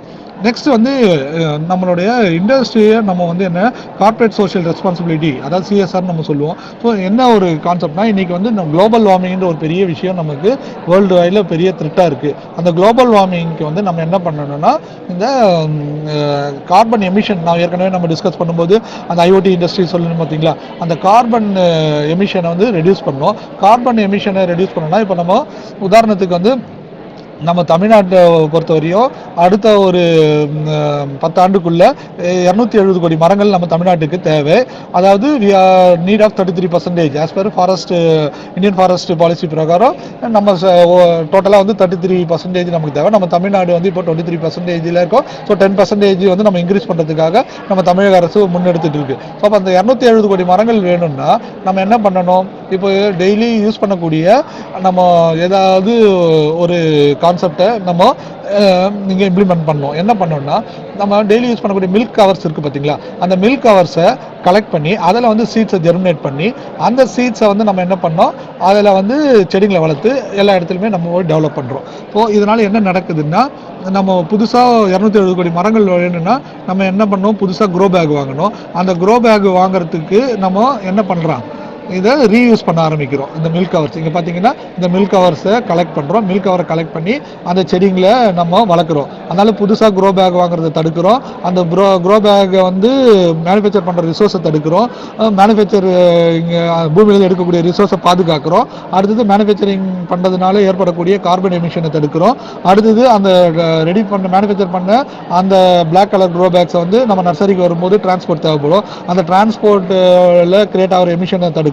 அந்த டிரான்ஸ்போர்ட் எமிஷனை தடுக்கிறதுனால நமக்கு என்ன பண்ணுறோம், குளோபல் வார்மிங் இம்பாக்டை தடுக்கிறோம். நெக்ஸ்ட் டிரான்ஸ்போர்ட்டுக்கு தேவையான ஃபியூலை நம்ம யூஸ் பண்ணுறதை மினிமைஸ் பண்ணுறோம். ஸோ ஒரு தூக்கி எறியக்கூடிய ஒரு பால் கவரில் இவ்வளோ பெரிய விஷயங்கள் நம்ம மாற்றங்கள் பண்ணும்பொழுது நம்ம வந்து எல்லாருமே வந்து ஒரு மறு பயன்பாட்டு விஷயத்தை ரொம்ப முக்கியத்துவம் கொடுக்கலாம். ஸோ இது ஒரு எக்ஸாம்பிளுக்காக இதை நீங்கள் நான் காமிச்சிருக்கேன். உதாரணத்துக்கு ஒரு 1000 பால் பாக்கெட்டு நம்ம 1/2 லிட்டர் எடுத்தோம்னா அதோட வெயிட் வந்து 2.45 கிலோகிராம். இப்போ அதனால வந்து நம்ம வந்து 14.7 கிலோகிராம் ஆஃப் கார்பன் டை ஆக்சைடை வந்து நம்ம தடுக்கிறோம். இப்போ நாம வந்து இது நாள் வரையும் நம்ம நண்பர்கள் எல்லாமே சேர்ந்து 2 லட்சம் பயன்படுத்திய பால் கவர்களை எடுத்து மறுபயன்பாட்டுக்கு எடுத்துட்டு வந்தால கிட்டத்தட்ட 7 லட்சம் லிட்டர் தண்ணியை பூமியிலேருந்து எடுக்கிறத தடுத்து இருக்கோம். கிட்டத்தட்ட நம்ம வந்து 3200 லிட்டர் ஆஃப் ஃபியூல் அதை வந்து யூஸ் பண்ணுறதை தடுத்து இருக்கோம். அதே மாதிரி 15,000 யூனிட் எலக்ட்ரிசிட்டியை மிச்சப்படுத்தி இருக்கோம். ஸோ ஒரு தூக்கி எறியக்கூடிய பால் கவரில் எவ்வளோ பெரிய இம்பாக்ட் நம்ம கிரியேட் பண்ணியிருக்கோம். கிட்டத்தட்ட 40 டன்ஸ் ஆஃப் கார்பன் எமிஷனை வந்து பூமிக்குள்ளே என்ட்ரு ஆகிறது தடுத்து இருக்கோம். ஸோ ஒரு தூக்கி எறியக்கூடிய ஒரு பால் கவரில் இவ்வளோ பெரிய மாற்றங்கள் நம்மளால் கொடுக்க முடியும்னா நம்ம தினசரி பயன்படுத்தக்கூடிய அத்தனை விஷயங்களுமே நீங்கள் என்ன நமக்கு தேவையா அப்படின்னு பார்த்துட்டு ஒரு புது பொருளை வாங்குங்க. இருக்கக்கூடிய பொருளை அதிகமாக பயன்படுத்துங்க. இல்லை உங்களுக்கு பயன்படுத்த முடியல ஆனால் அந்த பொருள் நல்லா இருக்குன்னா யாருக்கு தேவையோ அவங்களுக்கு இதை பயன்படுத்துறதுக்கு இதை கொடுத்துருங்க. அதே மாதிரி நம்ம 1 லிட்டர் பெட்ரோல் நம்ம யூஸ் பண்ணால் அதில் வந்து 2.3 kilogram of carbon dioxide வெளில வருது. அதே வந்து டீசல் நம்ம யூஸ் பண்ணோம்னா 2.72 kilogram of carbon dioxide நமக்கு எமிட் ஆகுது. அப்போ நம்ம என்ன பண்ணலாம்னா கூடுமான அளவுக்கு பப்ளிக் டிரான்ஸ்போர்ட்டை யூஸ் பண்ண பார்க்கலாம். இல்லைனா தேவைப்படும் போது 2 வீலரை யூஸ் பண்ணலாம். 4 வீலர் நம்ம யூஸ் பண்ணோம்னா குரூப் ஆஃப் மெம்பர்ஸ் இருந்தால் மட்டும் 4 வீலர் யூஸ் பண்ணலாம். இல்லை இது எல்லாமே என்னால் தவிர்க்க முடியாதுன்னா நம்ம அதுக்கேற்ற மாதிரி மரங்களை வந்து வளர்த்துட்டு அந்த கார்பன் டை ஆக்சைடை வந்து நம்ம அப்சர்வ் பண்ணலாம். ஏன்னா மனிதர்கள் எமிட் பண்ணுற கார்பன் டை ஆக்சைடு, மனிதர்கள் மிஷினரி மூலமாக எமிட் பண்ணக்கூடிய கார்பன் டை ஆக்சைடு அதெல்லாமே வந்து என்ன பண்ணுது, இந்த மரங்களும் கடலும் தான் வந்து என்ன அது அப்சர்வ் பண்ணிக்குது. ஸோ அப்போ நம்ம மரங்கள் அதிகமாக வளர்த்தோன்னா அந்த கார்பன் டை ஆக்சைடை அப்சர்வ் பண்ணி அந்த கார்பன் டை ஆக்சைடு பூமிக்குள்ளே ஸ்டோர் பண்ணுறது அதான் கார்பன் சீக்வன்சேஷன் சொல்லுவோம். அந்த கார்பன் சீக்வன்சேஷனை நம்ம ஒவ்வொரு தனி மனிதருமே அதுக்கு இம்பார்ட்டன்ஸ் கொடுத்து எவ்வளோ கார்பனும் நம்மளால் சீக்வன்ஸ் பண்ண முடியுது மரங்கள் மூலமாக சொல்லிட்டு நீங்கள் மரங்கள் வைக்கலாம். ஏன்னா இப்போ நம்ம தமிழ்நாட்டில் 8 கோடி மக்கள் இருக்கோம், நமக்கு 270 கோடி மரங்கள் தேவை. அப்போது ஒரு சராசரி மனிதர் ஒருத்தர் வந்து குறைஞ்சது 33லேருந்து 35 மரங்கள் வைக்கணும். ஸோ இப்போ இந்த 8 கோடி மக்கள் அத்தனை பேரும் மரம் வைக்க மாட்டாங்க. அப்போ நம்ம என்ன பண்ணலாம், 8 கோடி மக்கள் சார்பாக ஒரு தனி நபர் நம்ம குடும்பத்துக்கு நம்ம பொறுப்பு எடுத்துக்கலாம். நீங்கள் மாணவர்களாக இருக்கிறதுனால என்ன சொல்ல வர, உங்கள் குடும்பத்தில் ஒரு 10 பேர் இருந்தீங்கன்னா 35 × 10 350 மரம். அடுத்த 10 வருஷத்தில் ஒரு 350 மரம் நம்மளால் வைக்க முடியாதா? இடங்க அவ்வளோ நிறைய இருக்குது. நீங்கள் மரங்கள் எவ்வளோக்கு எவ்வளோ வைக்கிறீங்களோ அவ்வளோக்கு அவ்வளோ என்ன நடக்கும், கார்பன் வந்து நமக்கு கார்பன் ஆக்சைடு ஈக்குவலன்னு சொன்ன பார்த்தீங்களா, அது வந்து என்ன ஆகும்னா அப்படியே வந்து மரங்கள் உறிஞ்சி பூமியில் தக்க வச்சுக்கோ. இது பேர் தான் வந்து கார்பன் சீக்வன்சேஷன். இதை நாளைக்கு இதை ட்ரேடும் பண்ணலாம். இந்த கார்பனை நம்ம எவ்வளோ சீக்வன்ஸ் பண்ணி வச்சுருக்கோமோ அந்த கார்பனை ட்ரேட் பண்ணுறதுக்கான ஸ்கீம்லாம் நம்ம தமிழக அரசோ இந்திய அரசோ உலக அரசுகளோ அது வழிவகுத்து இருக்கு. ஸோ இந்த கார்பன் சீக்வன்சேஷனுக்கு இந்த கார்பன் ட்ரேடுக்கு இதுக்கெல்லாமே நீங்கள் வந்து ஒரு முக்கியத்துவம் கொடுங்க. ஓகேங்களா? அதே மாதிரி நம்ம தினசரி பயன்படுத்தக்கூடிய ஏசியில் 1 டன் ஏசியாக இருந்தால் குறைஞ்சது நமக்கு வந்து ஒரு 6 மணி நேரம் ஓடிச்சுன்னா அதில் வந்து 2 லிட்டர் தண்ணி வரும். அந்த தண்ணியை வந்து நம்ம வந்து உதாரணத்துக்கு நம்ம தண்ணி நம்ம உள்ளே எடுத்துக்கிட்டோம்னா தினசரி 10% தான் உள்ளுக்கு எடுக்கிறோம். மீதி 90% மற்ற பயன்பாட்டுக்கு தான் நம்ம பண்ணுறோம். உதாரணத்துக்கு துணி துவைக்கிறதுக்கு, நம்ம கார்டனிங்க்கு, நம்ம பாத்ரூமுக்கு அதெல்லாம். இப்போ இந்த ஏசிலேருந்து வர தண்ணி எதுவுமே வேஸ்ட் பண்ணாமல் நீங்கள் வந்து மறுபயன்பாடு பண்ணிங்கன்னா ஒரு நாளைக்கு 2 லிட்டர், அப்போ மாதத்துக்கு 30னா உதாரணத்துக்கு வந்து ஒரு 60 லிட்டர் தண்ணியை நான் பூமியிலேருந்து எடுக்கிறது நான் தடுக்கிறேன். அதே சமயத்தில் அந்த 60 லிட்டர் தண்ணியை நான் பூமியிலேருந்து எடுக்கிறதுக்கு நான் மோட்டர் பயன்படுத்த போகிறேன். அப்போ மோட்டர் பயன்படுத்துறதுனால என்ன ஆகும், எலக்ட்ரிசிட்டி பில்லு எனக்கு நான் குறைச்சிக்கிறேன். அதே சமயத்தில் அந்த எலக்ட்ரிசிட்டி உற்பத்தி பண்ணுறதுக்கான ஃபியூல் என்னால் தவிர்க்கப்படுது. அப்போ அதனால எமிட் ஆகிற கார்பன் எமிஷனை தடுக்கப்படுது. ஸோ ஒரு சின்ன ஒரு விஷயத்தை நீங்கள் கையில் எடுத்தீங்கன்னா நீங்கள் வந்து அடுத்தடுத்த விஷயத்துக்கு நீங்கள் உங்களுக்கு கண்ணுக்கு தெரியாமல் ஒரு நன்மையை சமுதாயத்துக்கும் அடுத்த தலைமுறைக்கும் செஞ்சுட்டு இருக்கீங்க. ஸோ இதை நீங்கள் எல்லாமே ஒரு கையில் எடுக்கலாம். அதே மாதிரி எதுக்காக நான் இங்கே மேனுவல் ப்ரிப்பரேஷன் சொல்லியிருக்கேன்னா, நம்ம உணவு கழிவுகள் நம்ம தினசரி வந்து வீட்டில் சாப்பிடும்போது குறைஞ்சது ஒரு 1/4 கிலோலேருந்து ஒரு 1/2 கிலோ வரையும் வேஸ்ட்டுன்னு போடுறோம். அந்த வேஸ்ட்டுன்னு போடும்போது அதில் வந்து ஃபுட் வேஸ்ட்டுன்னு தனியாக இருக்கும். அதே மாதிரி ஆர்கானிக், அதை நான் ஆர்கானிக் வேஸ்ட்டுன்னு இருக்கும். நான் அந்த நான் ஆர்கானிக்லாம் என்ன பண்ணுங்களா அதெல்லாம் கலெக்ட் பண்ணிங்க. உதாரணத்துக்கு பிளாஸ்டிக் பாட்டில்ஸு, பேப்பர்ஸு அதெல்லாம் கலெக்ட் பண்ணிவிட்டு நீங்கள் வந்து என்ன நம்ம வேஸ்ட் பேப்பர் மார்க்கெட்டில் கொடுத்தீங்கன்னா அது ப்ராசஸ் ஆகிட்டு ஆட்டோமேட்டிக்காக ரீசைக்கிள் பண்ணுற ப்ரொசீஜருக்கு போயிடும். அப்போ வந்து அது எங்கேயுமே ரோட்டில் டம்ப் ஆகாது. அதே மாதிரி உணவு கழிவுகள் இருக்குது பார்த்தீங்களா, இந்த உணவு கழிவுகள்லாம் வந்து நம்ம வீட்டை விட்டு வெளில போகிறதுனால தான் என்ன நடக்குது, லேண்ட்ஃபில்லில் போயிட்டு நம்ம நம்மளை மாதிரி மக்கள் தான் அந்த ஒவ்வொரு இடத்துல வாழ்கிறாங்கன்னு பார்த்தோன்னா அவ்வளோ ஒரு பெரும் மலை மாதிரி அந்த இதெல்லாம் குவிஞ்சு கிடக்குது. அதெல்லாம் என்ன நடக்குதுன்னா நமக்கு வந்து என்ன மீத்தேன் அதிகமாக ப்ரொடியூஸ் ஆகும். மீத்தேன் அதிகமாக ப்ரொடியூஸ் ஆச்சுன்னா மீத்தேனோட தன்மை வந்து சூரிய வெப்பத்தை 28% கார்பன் டை ஆக்சைடோட அதிகமாக பிடிச்சி வச்சுக்கும். அப்போ பிடிச்சி வச்சதுன்னா என்ன ஆகும், திரும்பவும் இந்த காலநிலை மாற்றத்துக்கும் புவி வெப்பமடைகிறதுக்கும் நாமளே ஒரு காரணமாக வரும். அப்போ நம்ம என்ன பண்ணலாம், நம்ம வீட்டில் இருந்து சாப்பிடக்கூடிய அந்த உணவு கழிவுகளை இது மாதிரி நீங்கள் வந்து ஒரு பாட்டு வச்சுங்க. Sunday, Monday, Tuesday, Wednesday, Thursday, Friday, சண்டேன்னு ஒன்று வச்சுட்டு சண்டே சாப்பிட்ற உணவை சண்டேல போடுங்க, மீதி உணவை. அதே மாதிரி மண்டே, டியூஸ்டே அது மாதிரி அது இதில் போட்டுட்டு ஒவ்வொரு பாட்லேயும் வந்து கொஞ்சோண்டு மண் போட்டுடுங்க. அது மேலே கொஞ்சம் புளிச்ச தயிர் இருக்குது பார்த்தீங்களா, புளிச்ச தயிர், அந்த தயிரில் மேலே மஞ்சள் கலரில் இருக்கும் பார்த்தீங்களா, அந்த தயிர் அதை போட்டு கொஞ்சம் ஸ்டிர் பண்ணி விட்டுட்டிங்கன்னா அது அப்படியே உரமாக மாற ஆரம்பிக்கும். ஸோ அப்போ நம்ம வீட்டில் நம்ம உருவாக்கின அந்த உணவு கழிவு நம்ம வீட்டை விட்டு வெளில போகாது. அது நம்ம வீட்டுக்கான மண்ணே உரமாக மாறுறதுக்கு, நம்ம மண்ணை வளமாக மாற்றுறதுக்கு உரமாக மாறும். நம்மளுடைய பூத்தொட்டிக்கோ நம்ம செடிங்க வளர்க்குறதுக்கோ இந்த உரத்தை நீங்கள் பயன்படுத்தலாம்.